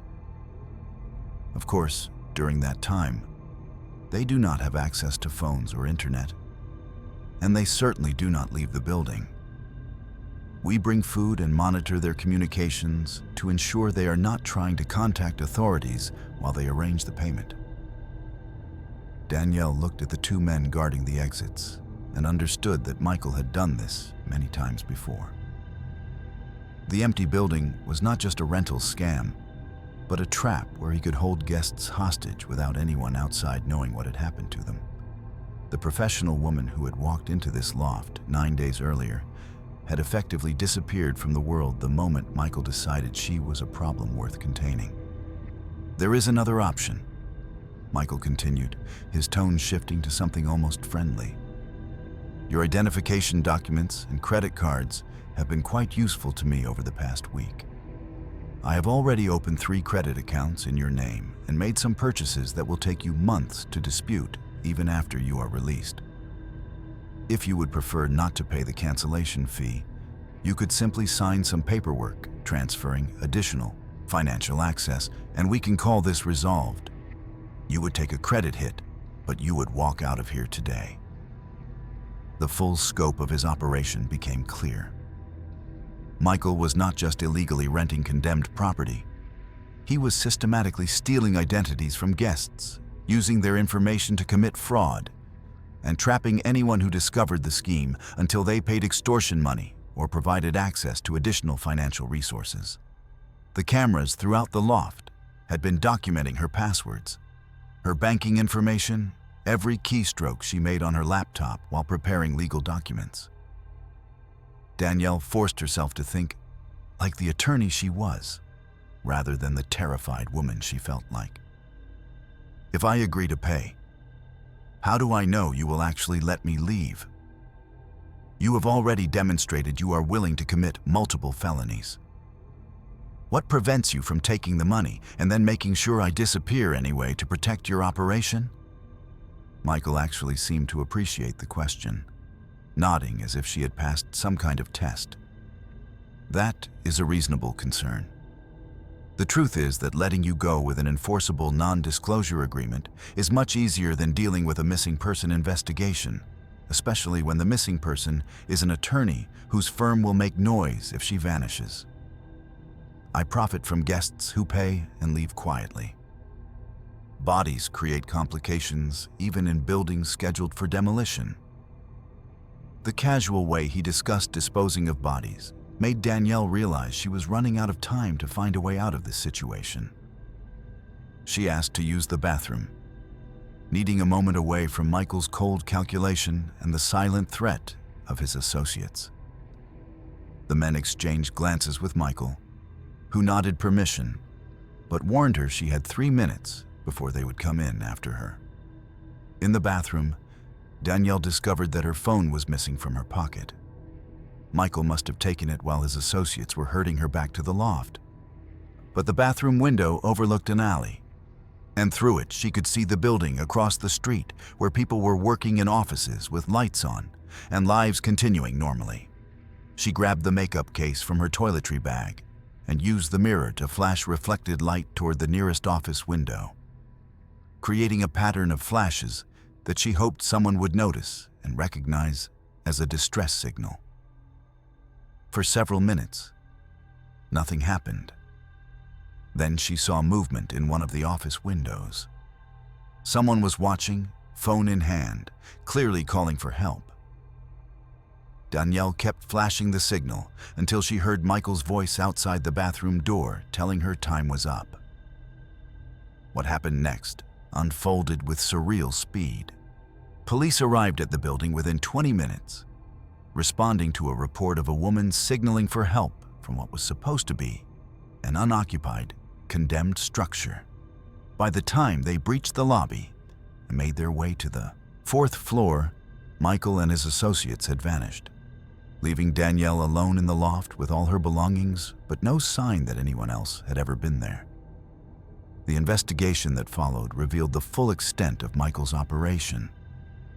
The FBI traced his activities to at least 15 properties across 8 cities, all of them condemned buildings that he had been illegally renting to unsuspecting guests while using the opportunity to steal identities and extort money from anyone who discovered the scheme. Bank records showed that he had collected over $3 million in rental fees, cancellation payments, and identity fraud over a 4-year period. But despite the evidence and multiple arrest warrants, Michael himself was never found. His real identity turned out to be fabricated, the name and background he had used to create rental listings completely fictional. Forensic accountants traced his money through layers of shell companies and offshore accounts, but could never definitively link the transactions to any real person who could be arrested and prosecuted. The building was demolished on schedule 6 weeks after Danielle's ordeal, and investigators sifted through the rubble looking for evidence that Michael might have made good on his threats to dispose of problematic guests. They found remains. 3 bodies buried in the basement, badly decomposed but identifiable through dental records as young professionals who had been reported missing over the previous 2 years after last being seen checking into short-term rentals in Chicago. Danielle testified before a grand jury and provided investigators with every detail she could remember about Michael's appearance, his associates, and his methods. But the investigation stalled without a real identity to pursue. And eventually the case went cold with Michael listed as a fugitive whose true name and current location remained unknown. She returned to Boston and tried to rebuild her career. But the month in Chicago had fundamentally changed her. She could not stay in hotels or short-term rentals without obsessively checking for cameras and researching the property's ownership history. She developed anxiety about empty buildings and unfamiliar spaces, seeing potential threats in situations that most people would consider routine and safe. 6 months after the building's demolition, Danielle received a package at her office with no return address. Inside was a thumb drive containing video files from the cameras that had been hidden in Michael's loft. Hours of footage showing her working, sleeping, going about her daily routine while completely unaware she was being monitored. A note included with the drive contained a single sentence written in handwriting she did not recognize. "You were lucky. The next property is already listed." Danielle immediately contacted the FBI agents who had investigated Michael's operation, providing them with the thumb drive and the threatening note. But analysis of the package revealed no useful forensic evidence, and the note's warning about a next property could not be traced to any specific listing or location. The truly terrifying discovery came when Danielle began searching rental platforms for properties that matched the pattern of Michael's previous operations. She found dozens of listings in major cities that showed suspicious similarities. Luxury accommodations priced below market rate, hosted by entrepreneurs who claimed to travel frequently, located in older buildings with limited information about other tenants. Some of the listings had reviews mentioning strange sounds in the walls or feelings of being watched. Others had gaps in their review histories, periods of months where no one seemed to have stayed despite the listing remaining active. She created a database documenting these suspicious properties and shared it with consumer protection agencies and journalists investigating short-term rental scams. But without concrete evidence connecting the listings to Michael or his associates, authorities could not justify investigating every property that merely seemed too good to be true. And Danielle knew, with the certainty that came from having survived his trap, that Michael was still out there, still renting condemned buildings to unsuspecting guests, still installing cameras and stealing identities, still trapping people who discovered too much and making them disappear into buildings that would eventually be demolished, with all evidence of his crimes buried under tons of rubble. Sometimes late at night, Danielle would search online for missing persons reports from major cities, looking for patterns that might indicate Michael had claimed new victims. And what she found kept her awake for hours, staring at photographs of smiling professionals who had last been seen checking into luxury rentals before vanishing without a trace. Their families were still searching, still hoping, never knowing that the buildings where their loved ones had stayed were now parking lots or construction sites where nothing remained to be found. Michael had discovered the perfect crime. Trap your victims in places that are scheduled to be erased from existence, leaving no evidence and no bodies that could not be explained as casualties of demolition accidents. And somewhere in some city, right now, another guest was checking into a luxury loft in an empty building, admiring the floor-to-ceiling windows and never noticing the tiny cameras watching from the shadows, recording everything, waiting for the moment when they discovered too much and became another problem to be buried under rubble and forgotten. Tyler had been saving money for this spring break trip since the beginning of his junior year at Arizona State University. Working late shifts at the campus library and picking up weekend hours at a local restaurant had finally given him enough to split the cost of a legitimate beach house in Malibu with his 3 closest friends from the dorm. They were all 21 years old, finally legal to drink and desperate for a week away from midterms, meal plans, and the suffocating routine of university life. When they found Karen's listing for a beach house right on the ocean with private access to a secluded stretch of sand, it seemed almost too perfect to be real. The photographs showed a contemporary glass and wood structure that looked like something from an architecture magazine, perched on a bluff with panoramic views of the Pacific Ocean. The listing described 4 bedrooms, a gourmet kitchen, a hot tub on the deck, and most importantly, a private staircase leading down to a beach that was inaccessible to the general public. Karen's profile showed a woman in her 40s with sun-bleached hair and a warm smile, describing herself as a real estate agent who occasionally rented her vacation home to responsible guests. Her reviews were excellent, with previous renters praising the property's beauty and Karen's helpfulness. The price was surprisingly reasonable when split 4 ways, and Karen's messages during the booking process had been friendly and accommodating. She asked thoughtful questions about their plans, warned them about local noise ordinances and fire regulations on the beach, and promised to stock the kitchen with basic supplies so they would not have to grocery shop immediately upon arrival. Tyler's friends, Marcus, Jordan, and Ethan, were equally excited, already planning beach volleyball games and bonfires and the kind of carefree week that would give them stories to tell for years. They left Phoenix early on a Saturday morning in mid-March, piling into Marcus's SUV with their luggage, coolers full of drinks, and a playlist that would carry them through the 6-hour drive to the California coast. The trip felt like freedom, watching the desert landscape gradually transform into mountains, and then finally catching their first glimpse of the ocean as they descended through the canyons toward Malibu.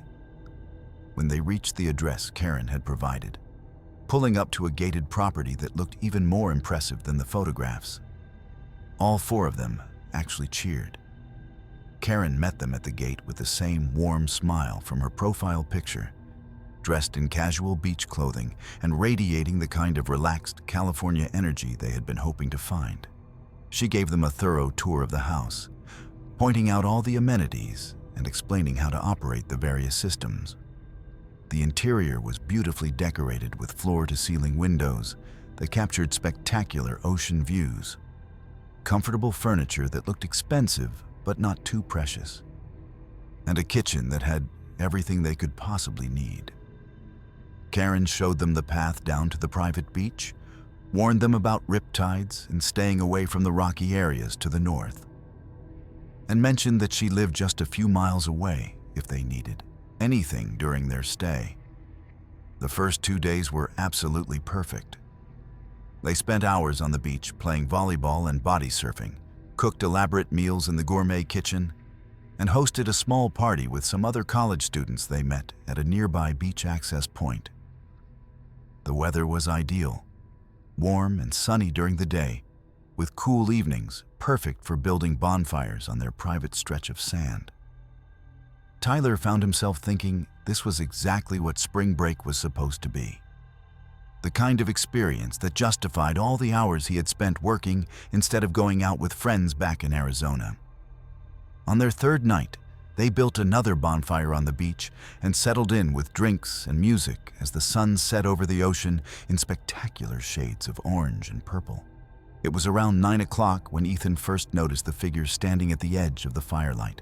Someone was positioned at the boundary between their private beach and the public access area to the south, just standing motionless and watching them. The distance and darkness made it impossible to determine details about the person, but the posture suggested they had been standing there for some time. "Hey, do you guys see that?" Ethan said, pointing toward the figure. "Someone is watching us." They all turned to look, and the figure remained perfectly still, not attempting to hide or move away, despite being obviously observed. Tyler called out a greeting, thinking it might be another beachgoer curious about their bonfire. But there was no response. The figure just stood there, silhouetted against the distant lights of other houses along the coast. "Probably just someone out for a walk," Marcus said, trying to sound unconcerned, but Tyler noticed he had moved closer to where they had left their phones. Beaches attract weird people at night sometimes. But the figure did not move like someone out for a walk.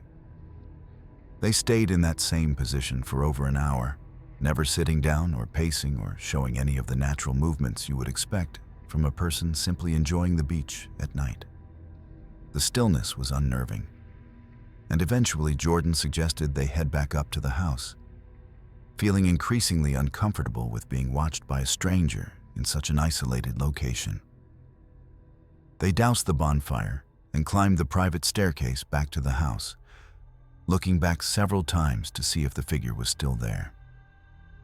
Each time they checked, the silhouette remained in the same position, watching them retreat. Once they were inside with the doors locked, Tyler felt foolish for being so unsettled by what was probably just a curious neighbor or a homeless person who frequented the beach at night. The next morning, Tyler texted Karen about the person on the beach, keeping his message casual, but mentioning they had felt a bit uncomfortable with someone watching them for so long. Karen's response came quickly and was full of reassurance. That stretch of beach attracted walkers and photographers, especially at sunset, and local residents often stopped to watch bonfires because they enjoyed the ambiance from a distance. "Nothing to worry about," she promised. just curious neighbors who appreciated seeing young people enjoying the property responsibly. Her explanation made sense, and Tyler felt better about the situation. They spent the fourth day exploring nearby beaches and hiking trails, returning to the house in late afternoon with plans for another bonfire that evening. But as they prepared dinner and watched the sun begin its descent toward the horizon, Jordan spotted the figure again. This time they were positioned directly in front of the house on the public beach access, standing in the same motionless posture as the previous night, facing their location as if waiting for them to come down to the sand. "That is the same person," Jordan said quietly, pointing through the large windows. "Same spot, same stance. They have been standing there for at least 20 minutes without moving." Tyler grabbed his phone and opened the camera, zooming in to try to capture details about the figure that might explain who they were or why they seemed so interested in the beach house. Through the zoom lens, he could see that the person was wearing dark clothing that covered them completely, including what looked like a hood that obscured their face. Their hands were at their sides, and they showed absolutely no movement even when other beachgoers walked past them. "We should call the police," Ethan said, his earlier casual dismissal replaced by obvious concern. "That is not normal behavior. No one stands like that for hours without some kind of agenda." But before they could decide what to do, the figure finally moved. They turned and walked north along the beach with surprising speed, disappearing around the rocky outcropping that Karen had warned them to avoid. Within seconds, they were completely out of sight, leaving Tyler and his friends staring at the empty beach and questioning whether they had overreacted to what might have been nothing more than an eccentric beach walker. That night, none of them wanted to go down to the beach for a bonfire. They stayed in the house with the doors locked and the security system armed, trying to convince themselves they were being paranoid while simultaneously feeling like something was very wrong about this supposedly perfect vacation rental. Around midnight, as they were preparing for bed, Marcus looked out the window toward the beach and saw the figure had returned. This time, they were standing directly at the base of the private staircase that led up to the house, their hooded face tilted upward as if studying the windows and the people behind them. The figure remained at the base of the staircase for the rest of the night, never moving from that position even when Marcus and Tyler took turns checking the windows every hour. By dawn, they were all exhausted and on edge, jumping at every sound and questioning whether they should abandon the rest of their spring break trip and drive back to Arizona immediately.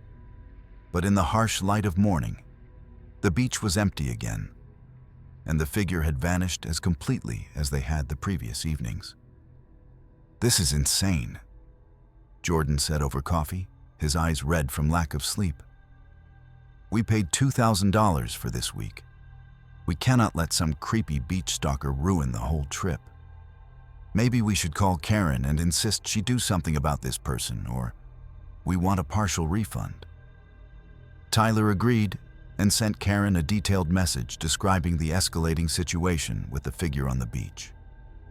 He included the zoomed photos he had taken and explicitly stated that they felt unsafe and needed her to either address the situation or allow them to end the rental early with a full refund.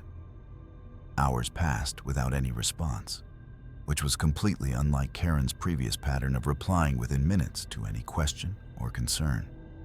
While waiting for Karen's response, Ethan decided to do some basic troubleshooting on the house's Wi-Fi router, which had been running slowly since their second day.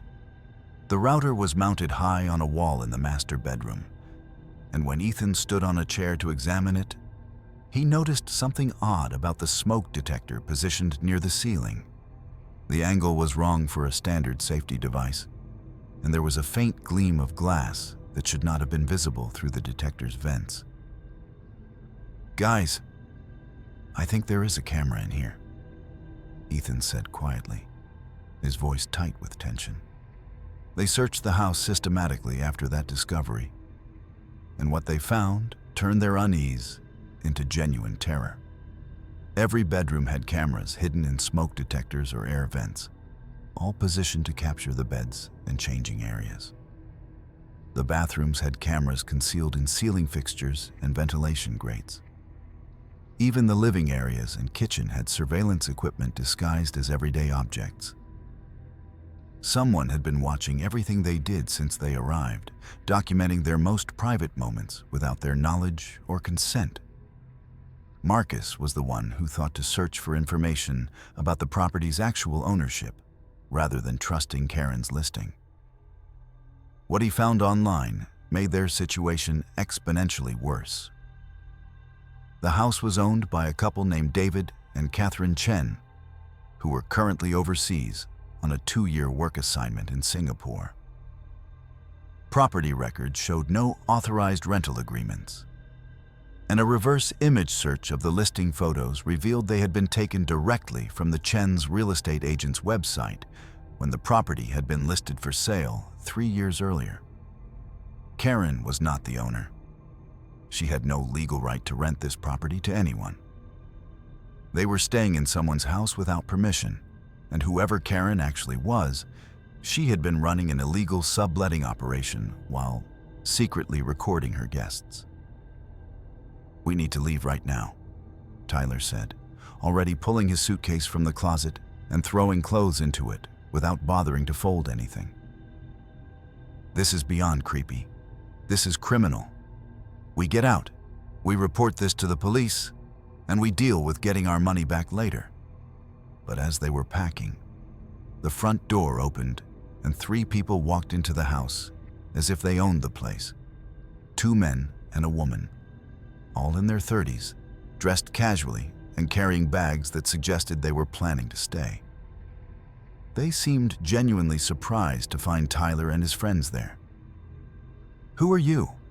the woman asked, her tone more confused than threatening. "Karen told us the house would be empty this week. We have a confirmed reservation starting today." The confrontation that followed revealed that Karen had apparently rented the same property to multiple groups with overlapping dates, collecting deposits and rental fees from everyone, while never intending to honor any of the reservations properly. The 3 newcomers showed their booking confirmations and messages from Karen, promising them exclusive access to the beach house. Tyler showed them the cameras and explained that the property was being illegally sublet by someone who had no authority to rent it at all. One of the men pulled out his phone and tried calling Karen, but the number went straight to voicemail. Tyler tried messaging her through the rental platform and got an automated response saying the host was temporarily unavailable. Karen had apparently disappeared the moment things started falling apart, leaving multiple groups of guests to deal with the consequences of her scam. "We should call the police," the woman said. But one of the men shook his head sharply. "And tell them what? That we are all staying illegally in someone's house? That we were stupid enough to send money to a scammer without verifying she actually owned the property? We will all get arrested for trespassing." The argument was interrupted by Jordan calling from the garage, where he had gone to load his bags into Marcus's SUV. His voice was shaking when he told them to come see what he had found. Behind a false wall panel in the garage, accessible through a door concealed behind storage shelves, was a small room that had clearly been used as a staging area for Karen's operation. The room was filled with personal belongings that obviously came from previous guests. Dozens of wallets arranged on shelves, each one still containing identification cards and credit cards. Cell phones with dead batteries piled in cardboard boxes. Jewelry, watches, laptops, and other valuable items sorted and cataloged as if waiting to be sold or distributed. And most disturbing of all, a corkboard covered with photographs of previous guests. Each picture annotated with notes about the items that had been taken from them and the dates of their stays. Tyler recognized some of the faces from online, missing persons databases he had seen while researching true crime cases. Young people who had disappeared while on vacation, their cases unsolved because there was no evidence of foul play and no obvious leads for investigators to follow. The photographs on the corkboard suggested that at least some of those missing people had stayed in this beach house, their belongings confiscated and their fates unknown. "This is not just a rental scam," Marcus whispered, his face pale as he studied the photographs. "Karen, or whoever she really is, has been targeting people, stealing their identities, and maybe doing worse. We need to get out of here before she comes back or before whoever has been standing on the beach decides to do more than just watch." They ran for the SUV, abandoning most of their belongings and caring only about escaping the property as quickly as possible. But as Marcus started the engine, they saw movement on this private beach. The hooded figure from the previous nights was climbing the staircase toward the house, no longer content to simply watch from a distance. Behind them, more figures were emerging from the rocks to the north, at least 5 or 6 people moving with coordinated purpose toward the beach house.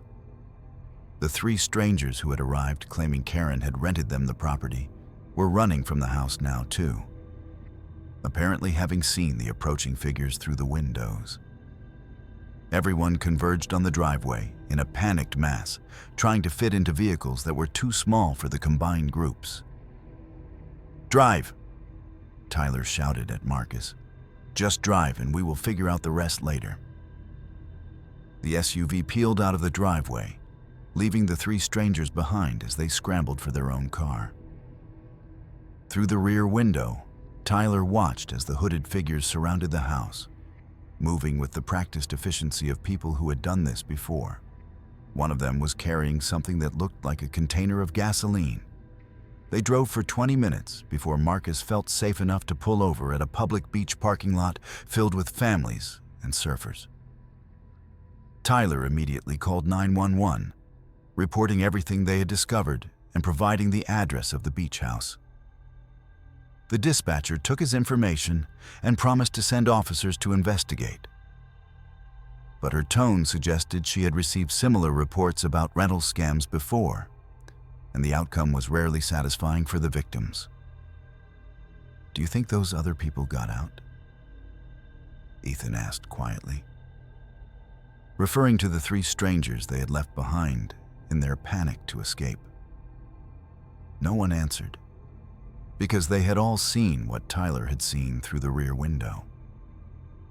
The stranger's car had still been in the driveway when the hooded figures surrounded it, blocking any escape. And as Marcus's SUV had rounded the curve in the road, Tyler had seen the first flames beginning to lick up the side of the beach house, orange and hungry in the bright morning sunlight. When police arrived at the property an hour later, they found the beach house engulfed in flames and no sign of the 3 people who had been trapped there. The fire department managed to save parts of the structure, but the garage and the hidden room with all its evidence of Karen's operation were completely destroyed. No bodies were found in the rubble, leading investigators to hope that the missing trio had somehow escaped before the fire started. But Tyler knew better. He had seen the figures surrounding that car, seen the systematic way they moved to cut off all escape routes.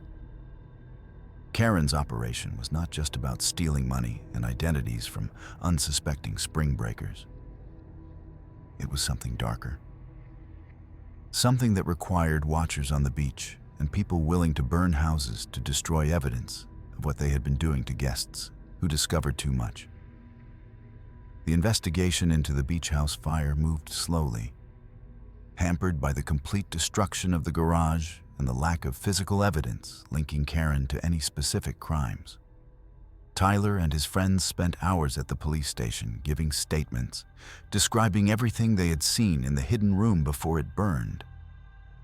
But without the actual wallets, phones, and photographs to corroborate their story, detectives seemed skeptical about the scope of the operation they were describing.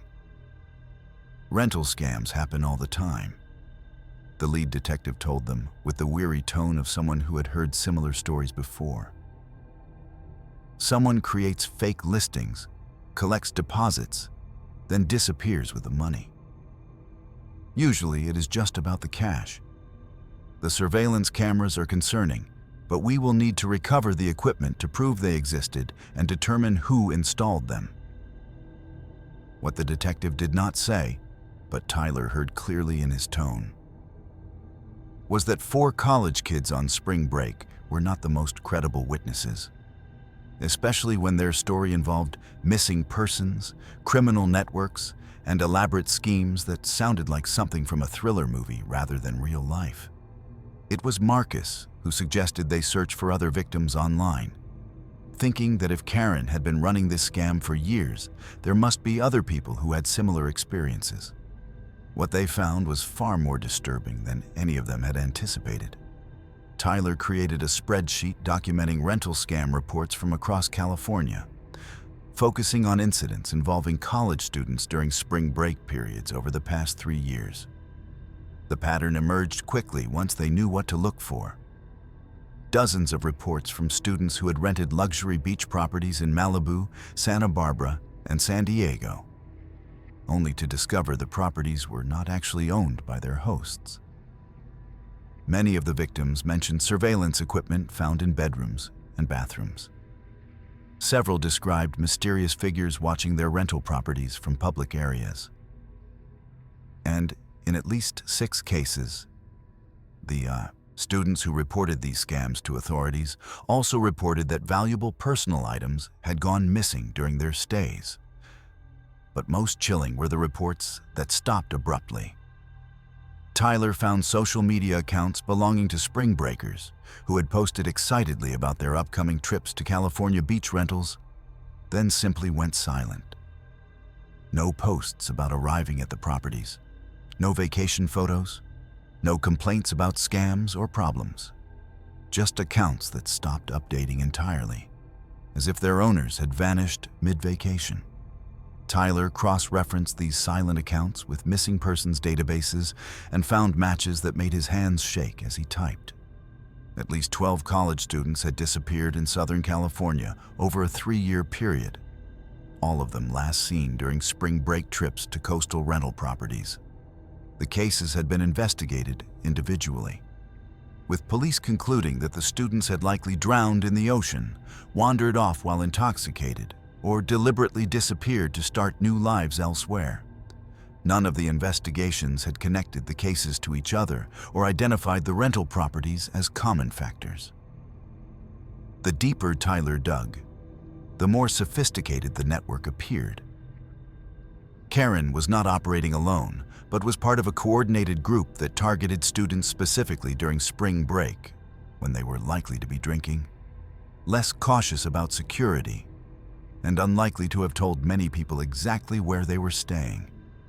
The network used multiple names and fake identities to rent the same properties to different groups, maximizing their take from each location before moving on to new houses. The surveillance cameras served multiple purposes, Tyler realized. They documented guests' behaviors and routines, captured passwords and personal information when students used their devices, and provided intelligence about which victims carried valuable items or had access to substantial bank accounts. The figures who watched from public areas were spotters, monitoring whether guests had discovered the cameras or were becoming suspicious enough to contact authorities. When Tyler presented his research to the police, the detective's skepticism finally shifted to genuine concern. The department opened a task force investigation and began coordinating with other law enforcement agencies across California.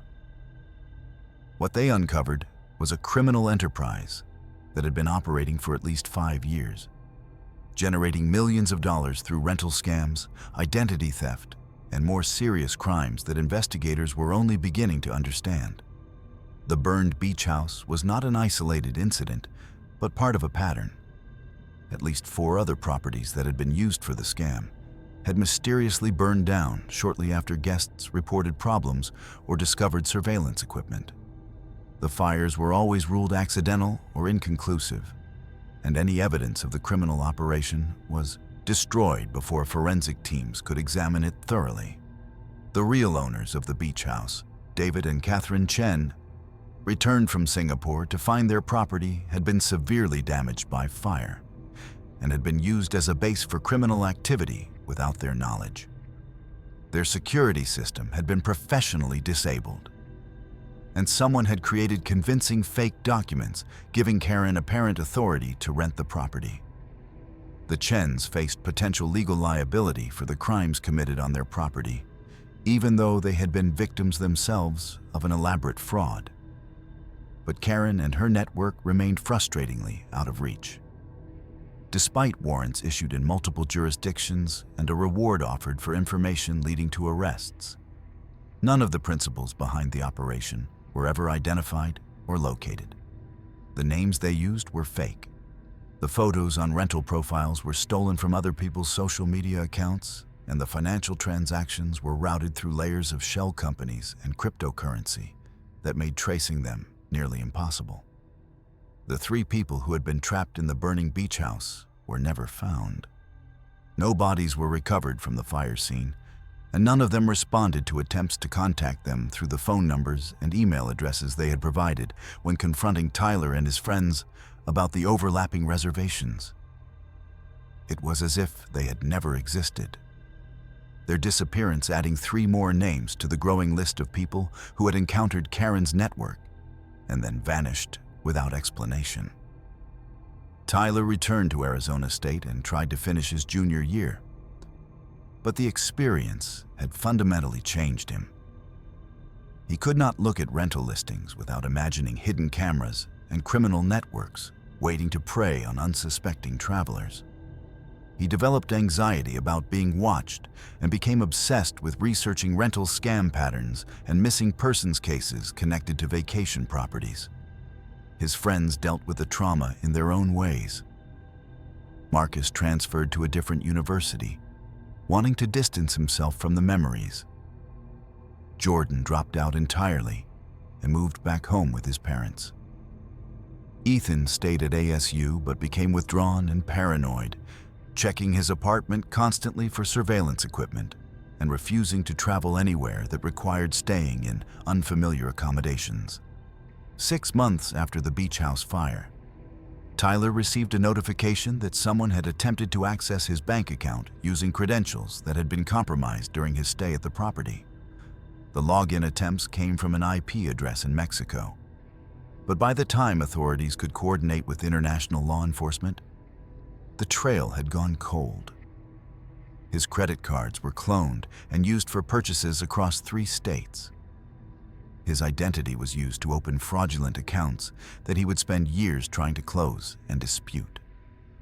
But the worst violation came on the anniversary of their spring break trip.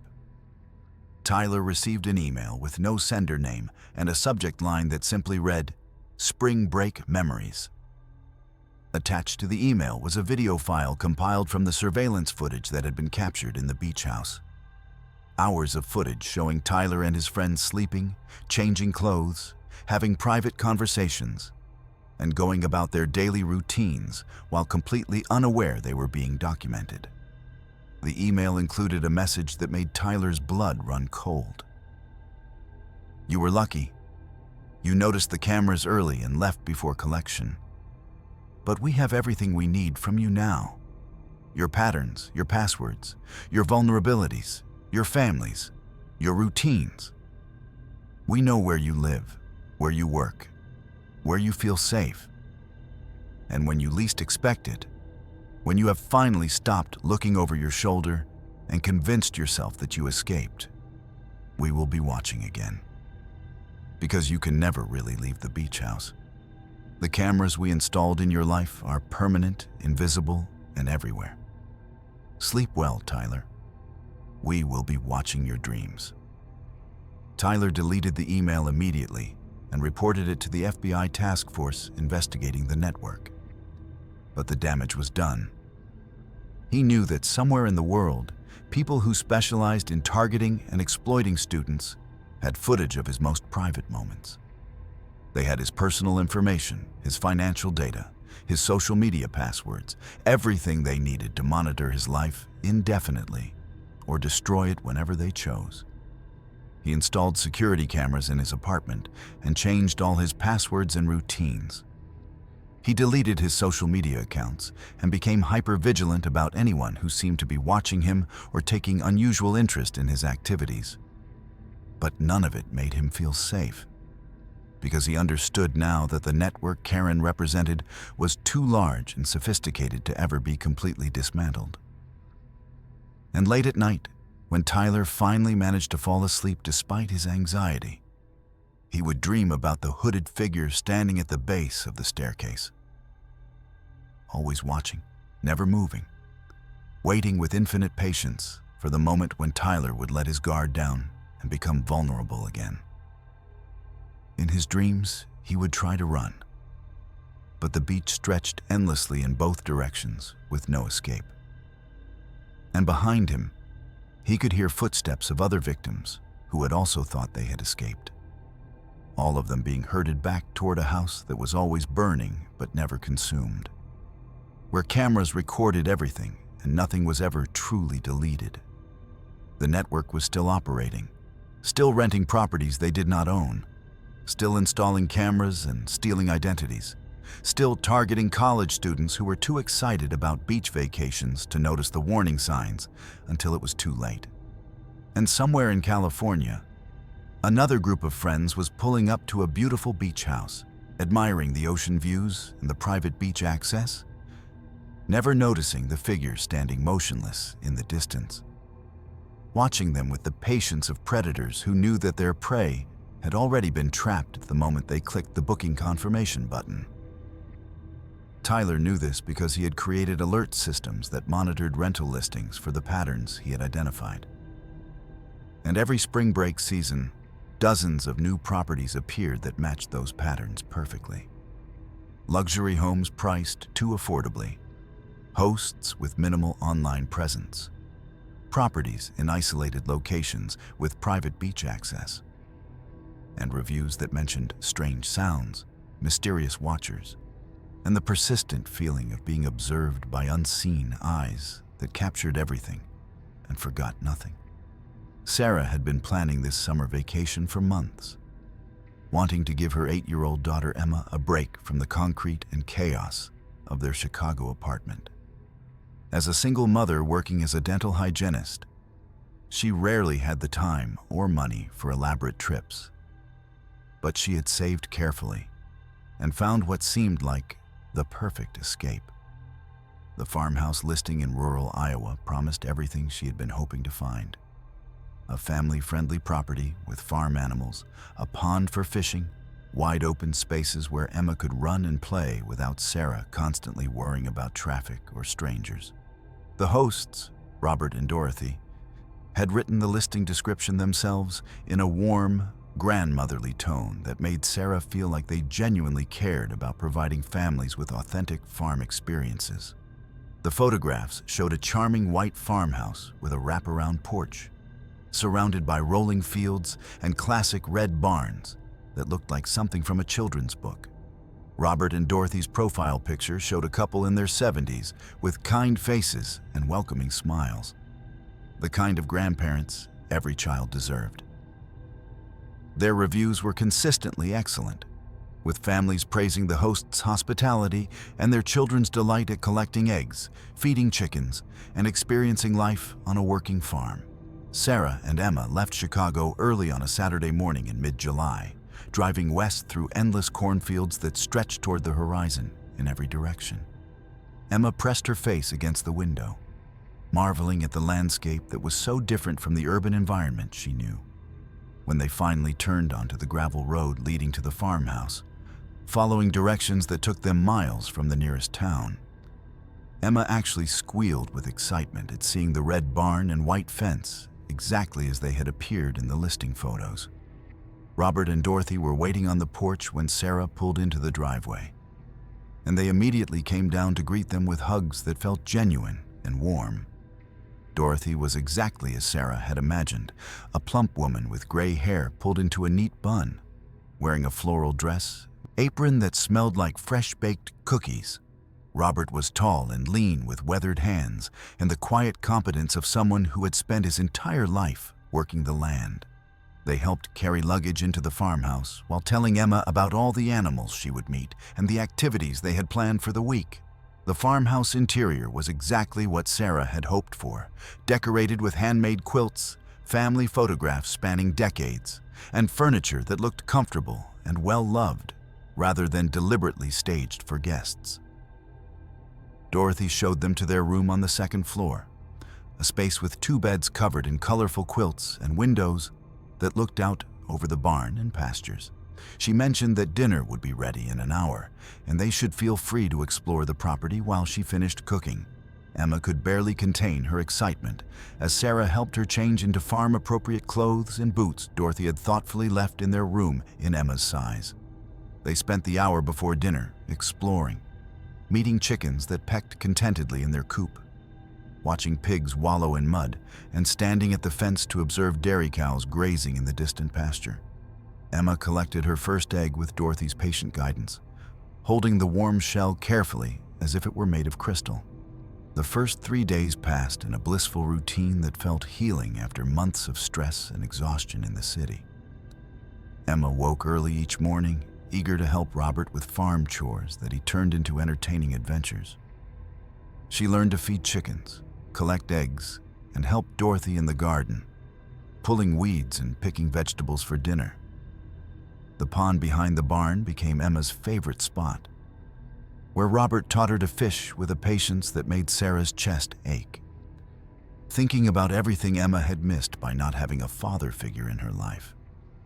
Dorothy and Robert were perfect hosts, attentive without being intrusive, always available to answer Emma's endless questions about farm life, while respecting Sarah's need for quiet moments to read on the porch or simply watch her daughter experiencing joy that had nothing to do with screens or structured activities. They shared meals together at the large farmhouse table, with Dorothy serving hearty food that tasted better than anything Sarah could remember eating in years. On their 4th night, after an exhausting day of helping Robert mend fences and Dorothy can vegetables, Sarah and Emma went to bed early, both of them falling asleep almost immediately in the comfortable quiet of the countryside. Sarah was not sure what time it was when she woke to use the bathroom, but the room was dark and the house was completely silent. She moved carefully to avoid waking Emma, but when she glanced at her daughter's bed on her way back from the bathroom, she found it empty. Sarah's heart immediately began racing. She checked the rest of the upstairs quickly, then descended to the main floor, calling Emma's name in an urgent whisper that she did not want to escalate into full panic. The farmhouse was dark and quiet, with no signs of her daughter anywhere inside. Through the kitchen window, Sarah saw a small figure standing in the backyard, motionless in the moonlight. She ran outside in her bare feet, the damp grass soaking her pajama bottoms as she crossed the yard to where Emma stood. Her daughter was facing the barn, her posture rigid and her eyes wide open but unfocused, as if she was seeing something Sarah could not perceive. Emma was wearing her pajamas and no shoes, and when Sarah touched her shoulder, she did not react or acknowledge her mother's presence. "Emma, sweetheart, what are you doing out here?" Sarah asked, trying to keep her voice calm despite the fear making her hands shake. "It is the middle of the night. You need to come back inside." Emma did not respond or even seem to hear her. Sarah gently turned her daughter to face her, and in the moonlight, she could see that Emma's eyes were open but vacant, as if she was sleepwalking or in some kind of trance. Sarah had never known Emma to sleepwalk before, but she had read that stress or changes in routine could sometimes trigger it in children. She guided Emma back toward the house, speaking softly and trying not to startle her awake too abruptly. Emma moved when directed, but showed no awareness of her surroundings or her mother's presence. Sarah got her back upstairs and into bed, tucking the quilt around her and sitting on the edge of the mattress to watch for any sign that Emma might try to wander again. But Emma simply settled into sleep, her breathing evening out and her face relaxing into the peaceful expression of a child dreaming innocent dreams. Sarah sat with her for another hour before exhaustion forced her back to her own bed. Though she slept fitfully, waking every time she heard any sound that might indicate Emma was moving. In the morning, Emma woke bright and cheerful, with no memory of the nighttime incident. When Sarah asked if she remembered going outside, Emma looked confused and insisted she had slept through the entire night. She had no recollection of standing in the yard or staring at the barn. And when Sarah pressed her about it, Emma became upset, thinking she was in trouble for something she did not remember doing. Sarah decided not to mention the incident to Robert and Dorothy, not wanting to alarm them or make Emma self-conscious about what was probably just an isolated sleepwalking episode triggered by the excitement and changes in their routine. But she made mental note to be more vigilant about locking their bedroom door at night and perhaps setting up some kind of alert system that would wake her if Emma tried to leave the room again. The fifth day proceeded normally, with Emma enthusiastically helping Dorothy make jam from berries they had picked together and spending the afternoon playing with a how, litter of barn kittens that Emma had become obsessed with. But that evening at dinner, Sarah noticed Emma seemed distracted, frequently looking toward the window that faced the barn and not eating with her usual enthusiasm. "Are you feeling okay, sweetie?" Sarah asked, touching Emma's forehead to check for fever. "I am fine, Mama," Emma said. But her voice had a dreamy quality that made Sarah uneasy. "The friends in the barn want to play. Can I go see them after dinner?" Sarah exchanged a glance with Dorothy, who smiled indulgently. She must mean the kittens. They are in the barn with their mother. Of course you can visit them before bedtime, dear. But something about the way Emma had said friends rather than kittens made Sarah's instincts prickle with warning. And when she looked out the window toward the barn, she could have sworn she saw movement in the loft window, a shadow that suggested someone was up there watching the farmhouse. Though when she looked again, more carefully, there was nothing but darkness and her own reflection in the glass. Sarah woke the next morning to find Emma already dressed and sitting on the edge of her bed, staring out the window toward the barn with the same distant expression she had worn the night she had been found standing in the yard. When Sarah asked if she wanted to go down for breakfast, Emma barely acknowledged her, murmuring something about needing to check on her friends first. "What friends, honey?" Sarah asked, trying to keep her tone casual despite the unease creeping up her spine. "Do you mean the kittens?"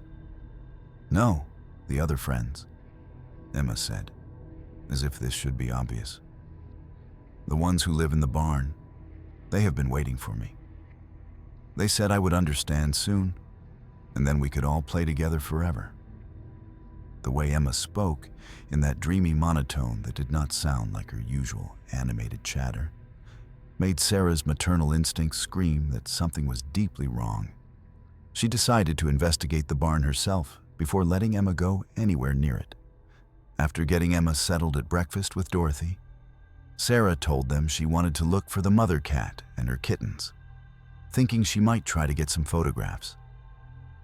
The barn was larger than it appeared from the house, with a main floor housing farm equipment and animal stalls, and a loft accessible by a wooden ladder that looked original to the structure. Sarah climbed carefully, her heart pounding as she emerged into the dim loft space, filled with hay bales and dust motes dancing in the sunlight, streaming through gaps in the siding. What she found made her blood run cold. Hidden behind stacked hay bales in the far corner of the loft was clear evidence that children had been spending time up here recently. Small shoes lined up neatly against the wall, ranging in sizes from toddler to preteen. Children's clothing folded in careful piles, some of it stained and worn as if it had been lived in for extended periods. Toys, scattered across a makeshift play area, including dolls, action figures, and coloring books with pages filled in by different hands. But most disturbing were the drawings taped to the walls. Dozens of them, created by multiple children over what appeared to be years based on the varying degrees of paper yellowing. The drawings depicted families arriving at the farmhouse, children playing with animals, and Robert and Dorothy smiling welcomingly. But the later drawings in each series showed darker images. Children in cages, families separated, cars driving away with only adults inside while children watched from barn windows. Sarah's hands shook as she examined the clothing more closely. Some of the items had names written on the tags in permanent marker, the kind of labeling parents do when sending kids to camp. Emma Chen, Lucas Martinez, Sophia Johnson. At least a dozen names, each representing a child who had apparently been at this farm and left belongings behind. She heard footsteps on the ladder and spun around to find Robert climbing into the loft, his expression no longer kind and grandfatherly, but cold and calculating. He looked at the evidence she had uncovered, then back at her face, and seemed to come to a decision. "You were not supposed to find this," he said quietly. "Dorothy told me you seemed like the type who would snoop. We should have been more careful about keeping Emma distracted." Sarah backed away from him, looking for another way down from the loft. But Robert positioned himself in front of the only ladder. "Where are these children?" she demanded, trying to keep her voice steady. "What have you done to them?" "They are safe," Robert said, his tone suggesting she was overreacting to something perfectly reasonable. "We provide homes for children whose parents are not equipped to raise them properly. Single mothers who travel to isolated farms with their children, exposing them to strangers, taking them away from structured environments. You are exactly the kind of parent we have been helping to make better choices." The casual way he spoke about separating children from their parents made Sarah realize she was dealing with something far more organized and sinister than a random kidnapping. Robert and Dorothy had been using the farmhouse rental as a way to identify vulnerable families, specifically single parents with children, and then taking those children for purposes Sarah did not want to contemplate. She tried to push past Robert to reach the ladder, but he grabbed her arm with surprising strength for a man his age. They struggled briefly before Sarah managed to break free and scramble down the ladder, hitting the barn floor hard and sprinting toward the house where Emma was still having breakfast with Dorothy. But when she burst through the kitchen door, Dorothy was standing calmly at the stove, and Emma was nowhere to be seen. Sarah's panic escalated into terror as she screamed her daughter's name and began searching the house frantically. "Emma is fine," Dorothy said, her grandmother voice now carrying an edge of steel. "She is downstairs with the others, getting acquainted with her new family. You should be grateful we are willing to take her." Single mothers who drag their children to isolated locations are clearly not capable of providing proper supervision and structure. Sarah ran for the basement door, but it was locked from the outside with a padlock she had never noticed during their previous days in the house. She could hear voices from below, children's voices, and Emma calling for her in a tone that shifted between confusion and fear. "Let her out!" Sarah screamed, pulling uselessly at the padlock. "Let my daughter out right now, or I am calling the police." Dorothy smiled, a cold expression that transformed her grandmotherly face into something predatory. "Your cell phone has no service out here, dear, and we disabled your car's battery last night while you were sleeping. The nearest neighbor is 8 miles away across fields you could not cross before we caught you. You are welcome to try running for help, but Robert is very good at tracking, and you would be abandoning Emma to her new life here on the farm." The implication was clear.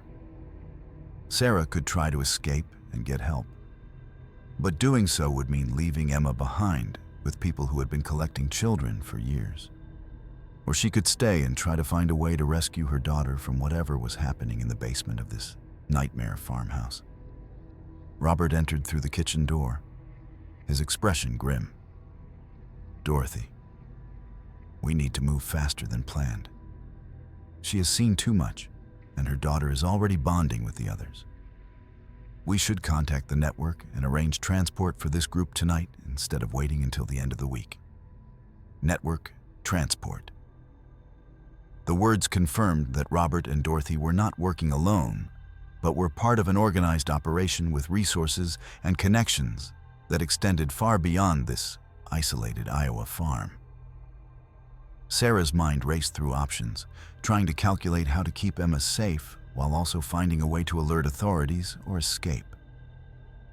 "I will cooperate," Sarah said, forcing herself to sound defeated and compliant. "Just please let me see Emma. Let me explain to her what is happening so she is not scared." Dorothy and Robert exchanged glances, some unspoken communication passing between them. Finally, Dorothy nodded. "You can see her, but you will say goodbye, not try to plan some foolish rescue. The other children have learned to be content here, and Emma will too.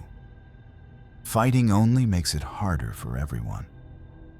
Dorothy unlocked the padlock and opened the basement door, gesturing for Sarah to descend the narrow stairs. The basement was finished and surprisingly comfortable, divided into several rooms that had been converted into living spaces. In the main area, Sarah found 5 children ranging in age from about 4 to 12, sitting on couches and playing quietly with toys. And there was Emma, already sitting among them, looking small and confused, but not physically harmed. The other children barely acknowledged Sarah's presence, their reactions muted in a way that suggested they had been conditioned to accept adult authority without question. The oldest child, a girl about 12 with dark hair, looked at Sarah with eyes that held too much knowledge and not enough hope. "You are new," the girl said quietly. "I am Lily. I have been here for 2 years. The others have been here longer. Your daughter will be fine once she accepts that no one is coming to take her home." 2 years. Sarah felt bile rise in her throat as she realized these children had been living in this basement prison while families across the country searched for them. While their faces appeared on missing children databases and their parents grieved. And Emma was about to join them unless Sarah could find a way to stop it. She pulled Emma into her arms, holding her daughter tight while her mind worked frantically to develop a plan. Robert and Dorothy were watching from the doorway, and Sarah knew she had minutes at most before they separated her from Emma permanently. The other children's resigned acceptance suggested that fighting was futile, that whatever system Robert and Dorothy had established was too secure to be defeated by a single desperate mother. But Sarah had not come this far, had not worked so hard to provide a good life for her daughter, only to let her be stolen by monsters hiding behind the facade of kind grandparents and family-friendly farm vacations. She met Lily's eyes and saw a flicker of something that might have been hope or might have been warning, as the girl gave an almost imperceptible nod toward a window high on the basement wall. Sarah followed Lily's gaze to the basement window and understood immediately what the girl was suggesting. The window was small and high, designed for ventilation rather than escape. But it might be large enough for the younger children to squeeze through if they could reach it. But even as Sarah began calculating how to boost the children up, she noticed something else. Behind a false wall panel that was slightly ajar, she could see darkness that suggested another space beyond this basement room. What is behind that panel? Sarah whispered to Lily while pretending to comfort Emma. Lily's face went pale and she shook her head almost imperceptibly, her eyes darting toward Robert and Dorothy at the doorway. But her reaction told Sarah everything she needed to know. There was something worse beyond that wall. Something the children had been threatened with or traumatized by enough that even mentioning it caused visible fear. Dorothy was speaking to Robert in low tones, discussing logistics of what they called processing the new acquisition. Sarah caught fragments about contacting buyers, arranging transport, and the premium price they could command for a well-behaved girl Emma's age. The casual business terminology they used to discuss trafficking children made Sarah's rage burn through her fear. She needed to see what was behind that panel, needed to understand the full scope of what was happening here before she could plan an effective escape. While Robert stepped away to make a phone call, Sarah asked Dorothy if she could use the bathroom, playing the role of defeated compliance. Dorothy pointed to a door at the back of the basement, and Sarah moved in that direction but deliberately stumbled near the false panel, catching herself against it and using the momentum to push it further open. What she saw in the darkness beyond made her stomach turn. The hidden bunker was much larger than the main basement area, extending under what must be the entire footprint of the barn. It was divided into small cells, each one containing a thin mattress and basic necessities. Most of the cells were empty now, but 3 still held children, all of them younger than the ones in the main room. These children were in worse condition, visibly malnourished and withdrawn, their eyes showing the kind of trauma that came from extended captivity and abuse. "Those are the ones being prepared for international buyers," Lily whispered, having moved silently to Sarah's side. "Robert and Dorothy keep them separate because they cry too much, and it upsets the newer children. Your daughter would have been in the main room for a few weeks, until she stopped asking for you and accepted that this was her life now. Then they would have moved her to the bunker to wait for a buyer." The systematic nature of the operation, the business efficiency with which Robert and Dorothy processed stolen children, made Sarah realize she was dealing with professionals who had refined their methods over years. But Lily's willingness to explain the system also suggested that the 12-year-old had been watching for an opportunity to escape and was betting that Sarah might provide it. "How long have you been here?" Sarah asked quietly. 2 years and 4 months, Lily said with the precision of someone who had counted every day. "I was 10 when they took me. My mom and I stayed here for what was supposed to be a weekend farm experience. She tried to fight them, tried to get me out. They locked her in the barn and set it on fire. Told police it was an accident, that she had been smoking and fell asleep in the hay. I watched from the basement window." Sarah pulled Lily into a hug, her heart breaking for this child who had witnessed her mother's murder and spent years as a prisoner. But Lily's matter-of-fact recitation also told Sarah what she needed to know about Robert and Dorothy. They were willing to kill to protect their operation, and they would not hesitate to eliminate Sarah if she became too much of a problem. "We are getting out tonight," Sarah whispered. "All of us. Can you help me get the children organized?" Lily nodded, and for the first time, Sarah saw hope replace resignation in the girl's eyes. Over the next hour, while pretending to help Emma adjust to her new circumstances, Sarah and Lily worked out a plan. The basement window was too small for Sarah, but large enough for the children.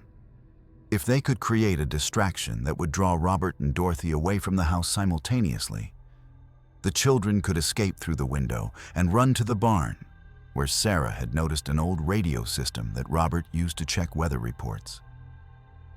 The distraction came sooner than Sarah had planned. Around 8 o'clock that evening, car headlights appeared on the driveway, and Robert cursed when he looked out the window. "The transport is early. Dorothy, keep them quiet down here while I deal with this." The moment Robert left, Sarah sprang into action.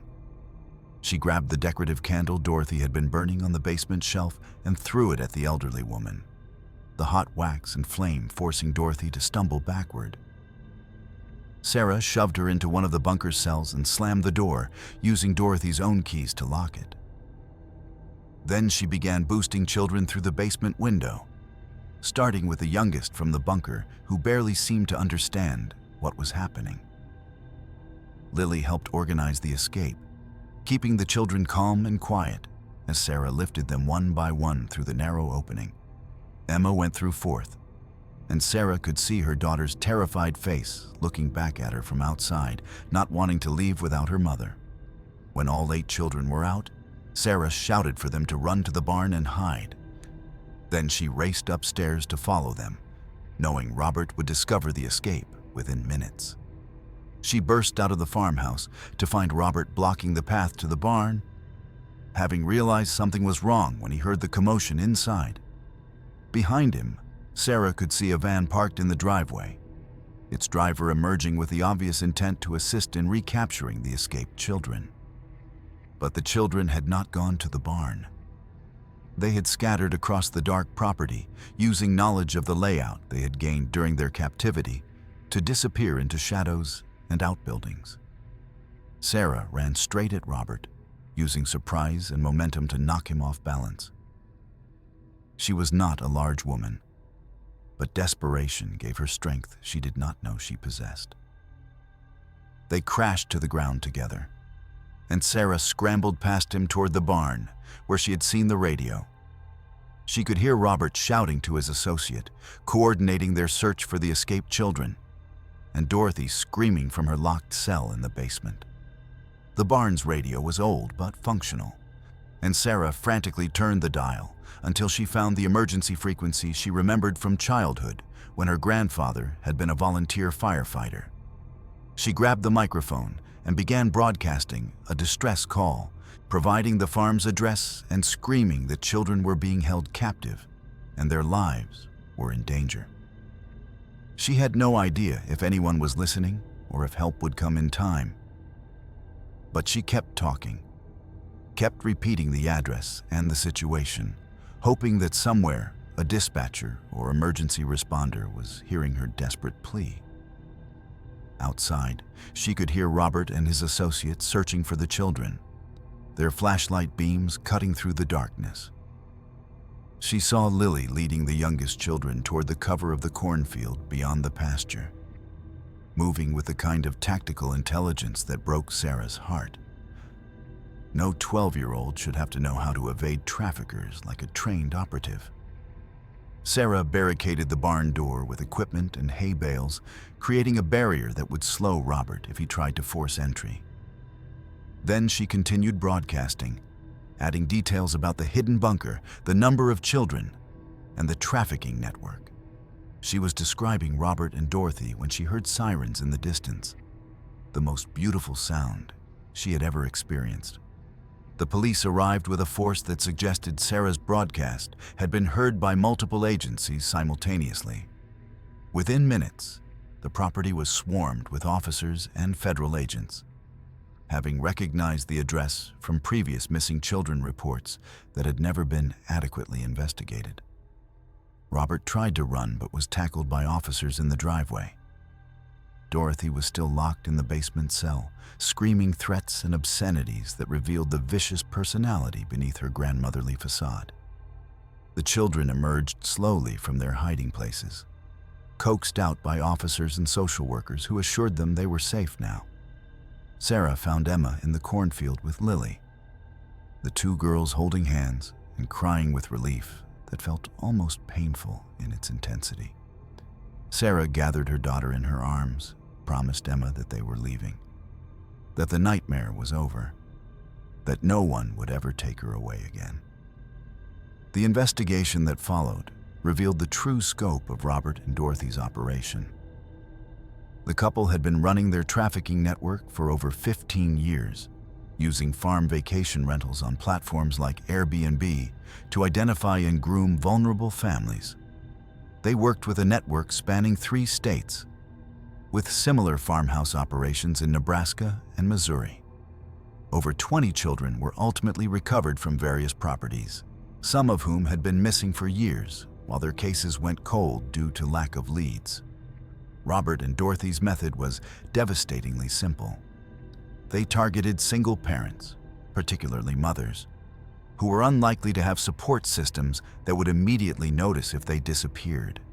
The farm's isolation and the wholesome image they projected made families trust them completely.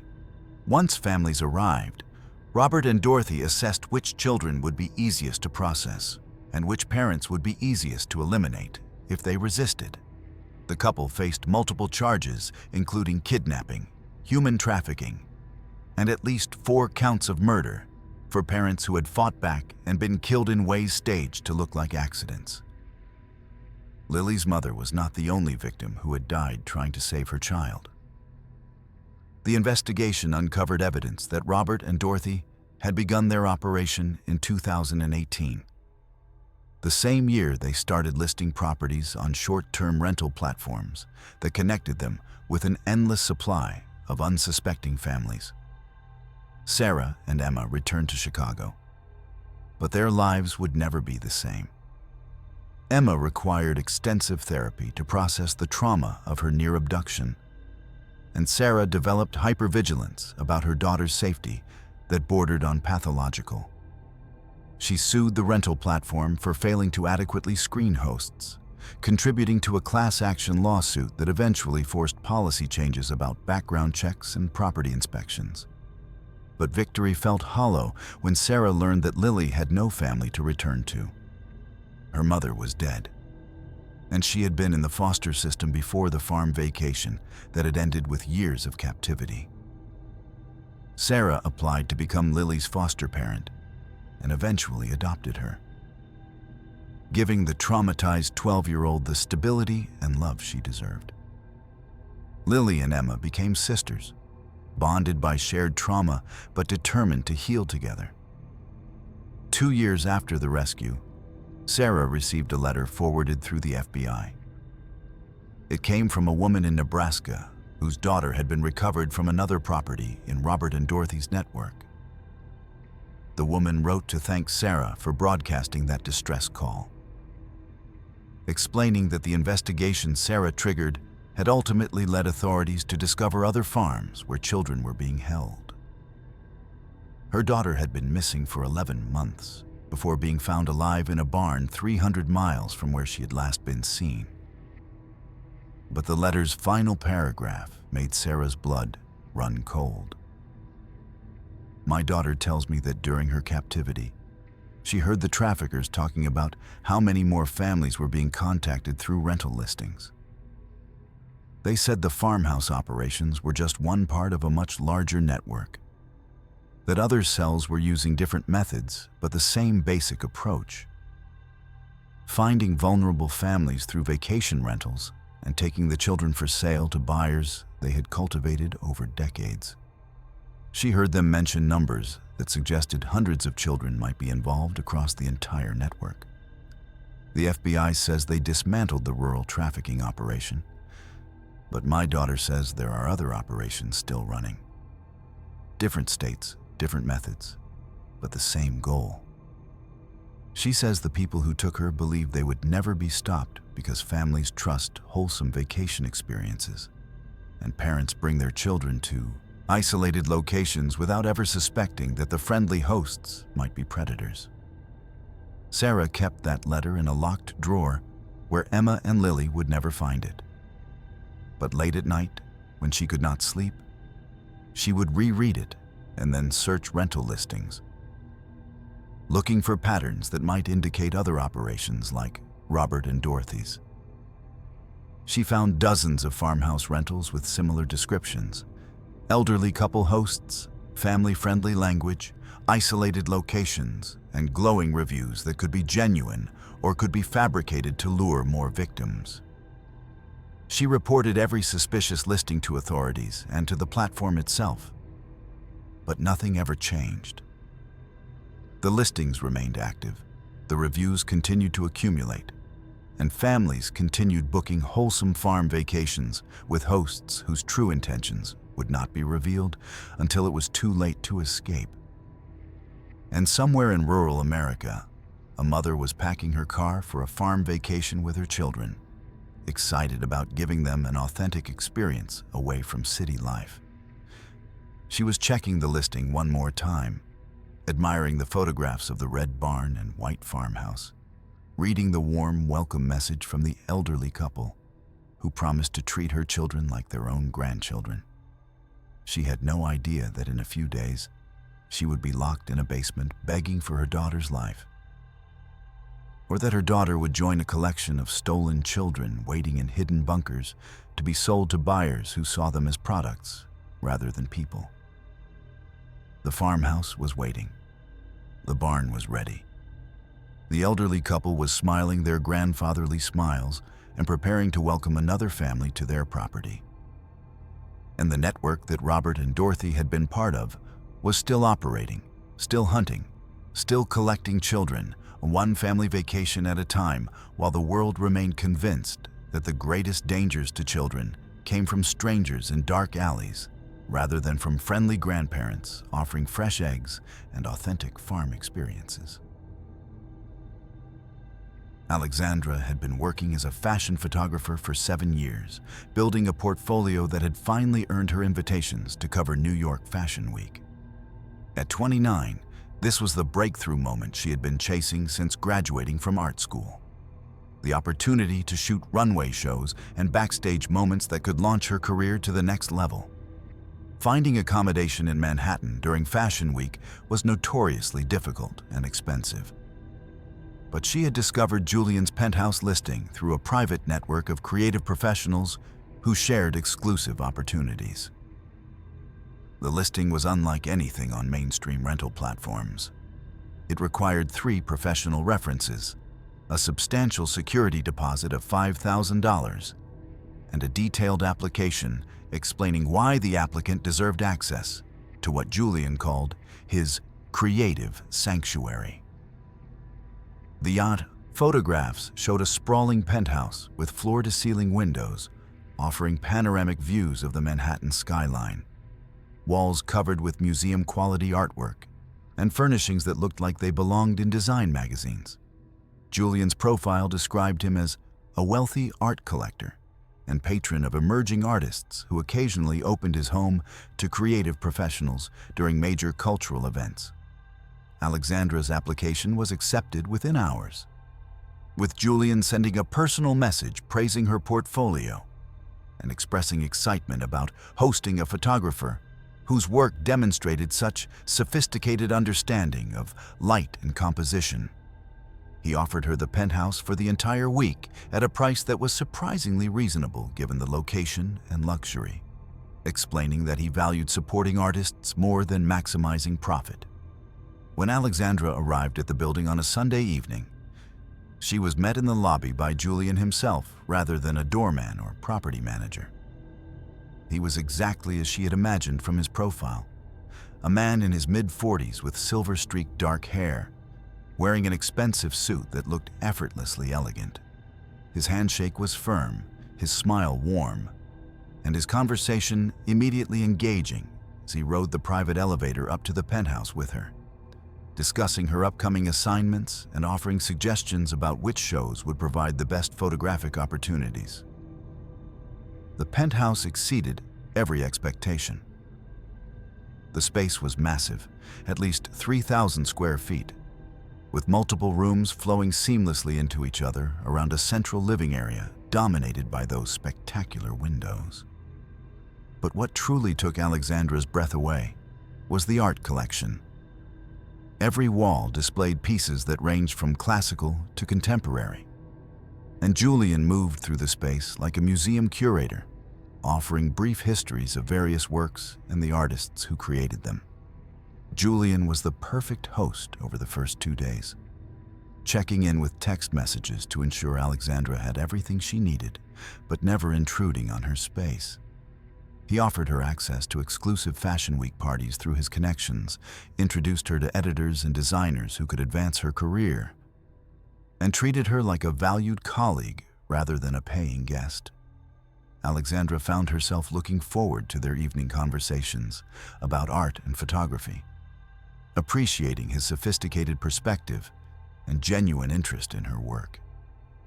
On her third night, after a particularly exhausting day of shooting multiple runway shows, Alexandra returned to the penthouse and poured herself a glass of wine from Julian's well-stocked bar. She wandered through the rooms, studying the artwork more carefully, now that she had time to really examine the collection. It was in a smaller gallery room off the main living area that she noticed the pieces that made her uncomfortable. The paintings in this room were different from the elegant works displayed elsewhere in the penthouse. These pieces featured disturbing imagery, human figures in positions of obvious distress, faces contorted in what could be ecstasy or agony, and compositions that suggested violence or suffering. The technical skill was undeniable, but the subject matter was deeply unsettling in ways that made Alexandra question whether they should be displayed at all. Julian appeared in the doorway behind her, and Alexandra jumped, not having heard him enter the penthouse. He smiled apologetically for startling her, then moved to stand beside her, studying the disturbing paintings with obvious appreciation.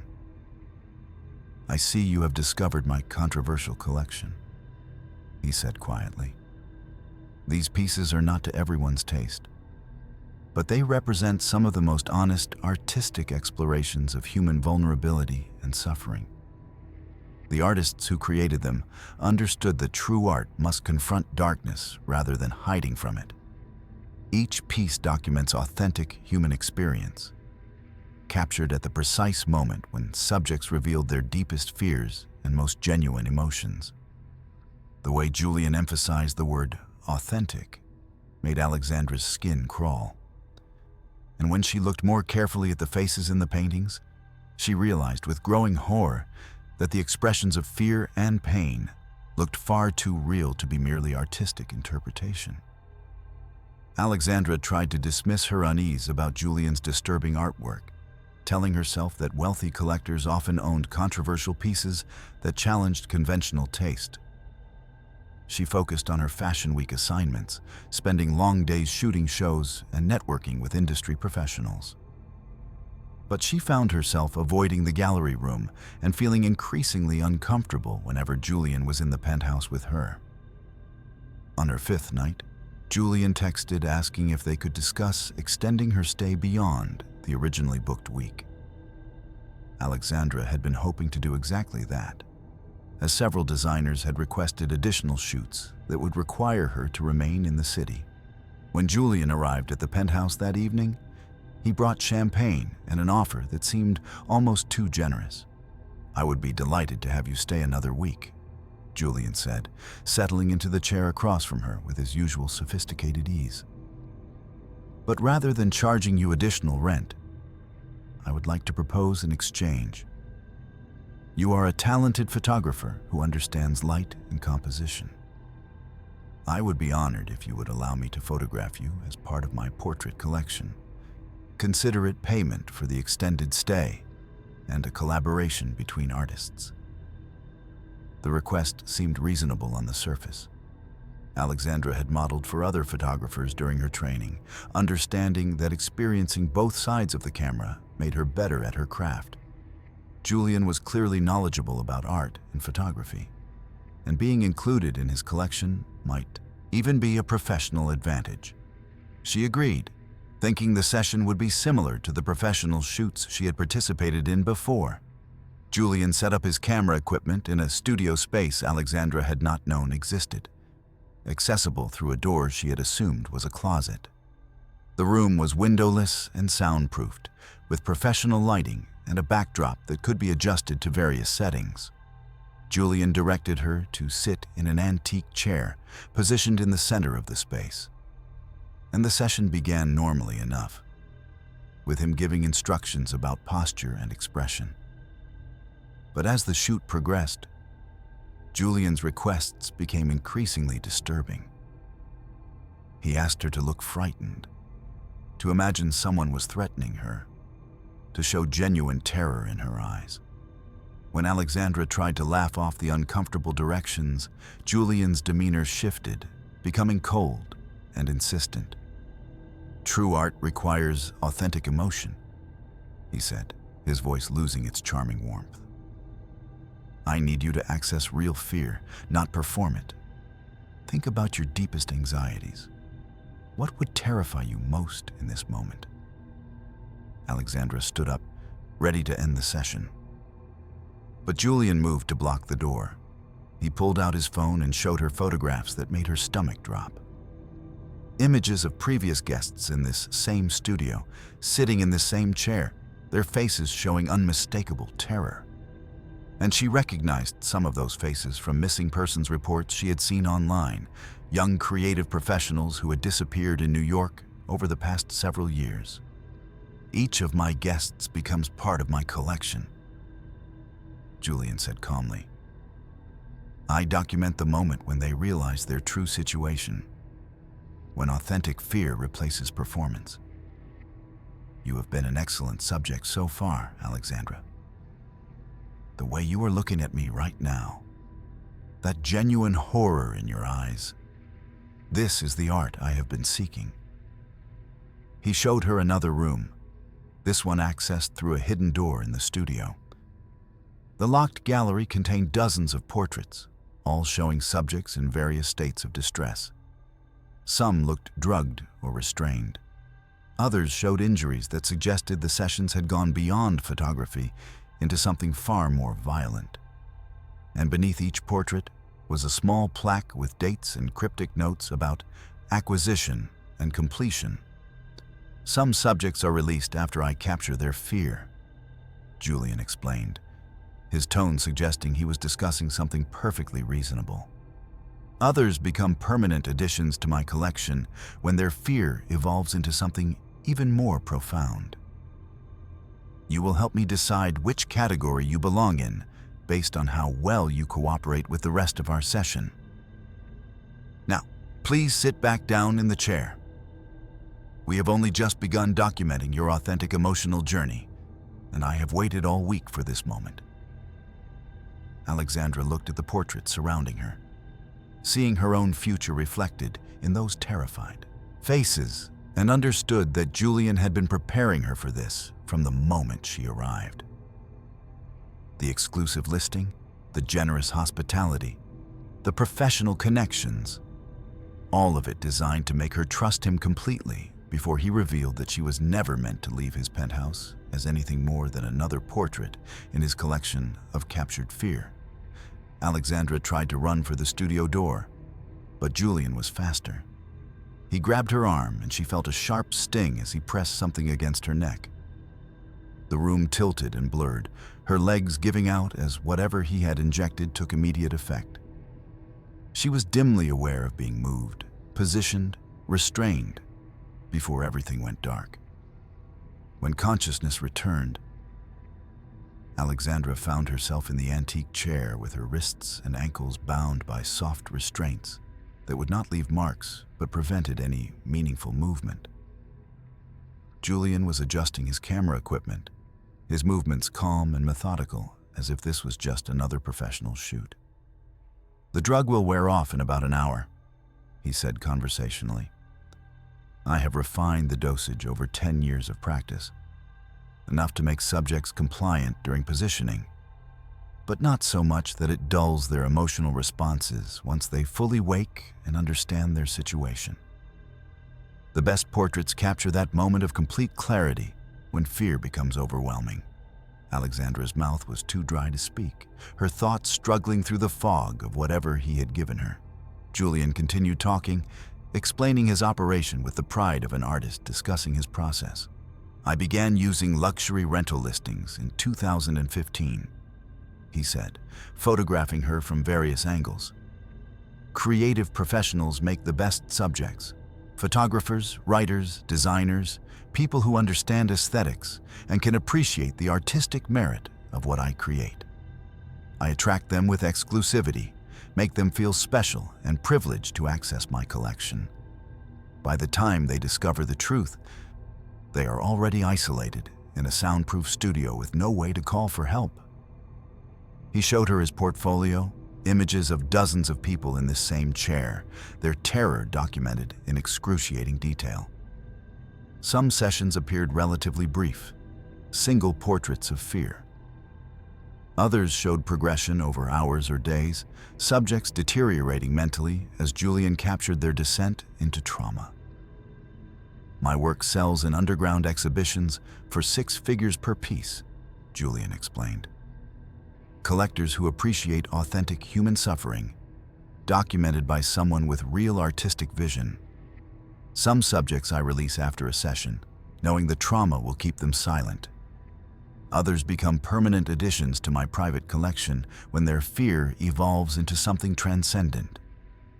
The studio door burst open with such force that Julian dropped his camera.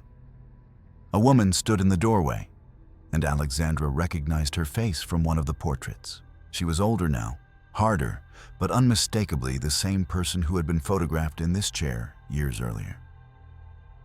"Step away from her," the woman said, her voice steady despite the weapon she held. "I came back for the others, for everyone you have documented and destroyed. The police are 3 minutes behind me." Julian moved toward a hidden exit, but the woman blocked his path. Alexandra heard sirens approaching, growing louder until the penthouse filled with law enforcement officers who had apparently been waiting for this exact moment. The woman who had rescued her was Sophia, a graphic designer who had been Julian's victim 4 years earlier and had spent years building a case against him, tracking down other survivors and gathering evidence. The raid uncovered Julian's complete operation. Hard drives containing thousands of images, financial records showing sales to collectors worldwide, documentation of over 40 victims spanning a decade. But Julian himself escaped through a private elevator that led to a parking garage, fleeing before officers could secure all exits. His wealth and international connections allowed him to disappear, likely to a country without extradition treaties. Alexandra testified at hearings investigating how Julian operated for so long without detection. The exclusive nature of his listings and his wealthy social circle had protected him, making victims seem not credible when they tried to report him. Many never reported at all, traumatized into silence by his threats and the shame of having trusted him. Julian's artwork was destroyed, but investigators knew his collector network remained active. Somewhere in the world, wealthy individuals who paid enormous sums for authentic documentation of human suffering were waiting for new suppliers to emerge. And somewhere, Julian was already establishing new operations under a different name, in a different city, using the same method that had worked so well before. 6 months after her escape, Alexandra received a package with no return address. Inside was a framed portrait of herself from Julian's studio, her face showing the exact moment she realized the truth. A note attached read simply, "The collection continues. You were always meant to be part of something larger than yourself. The exhibition never truly ends, and new galleries are opening in cities you will visit. We will be watching your career with great interest." Alexandra destroyed the portrait, but could never destroy the knowledge that Julian's network was still operating, still documenting fear, still turning human suffering into art for collectors who valued authenticity above morality. And every time she attended a fashion show or gallery opening, she found herself scanning the crowd for Julian's face, knowing that predators like him thrived in creative circles where boundary pushing was celebrated and victims were dismissed as too sensitive to appreciate controversial art. The penthouse had been just one location, one artist, and somewhere in the world, in luxury apartments and exclusive spaces accessible only through private networks, other collectors were inviting creative professionals to participate in sessions that would document their terror for audiences who paid premium prices for authentic human suffering. The camera was always watching, The exhibition never closed, and the collection was Yongyuan growing, one frightened face at a time.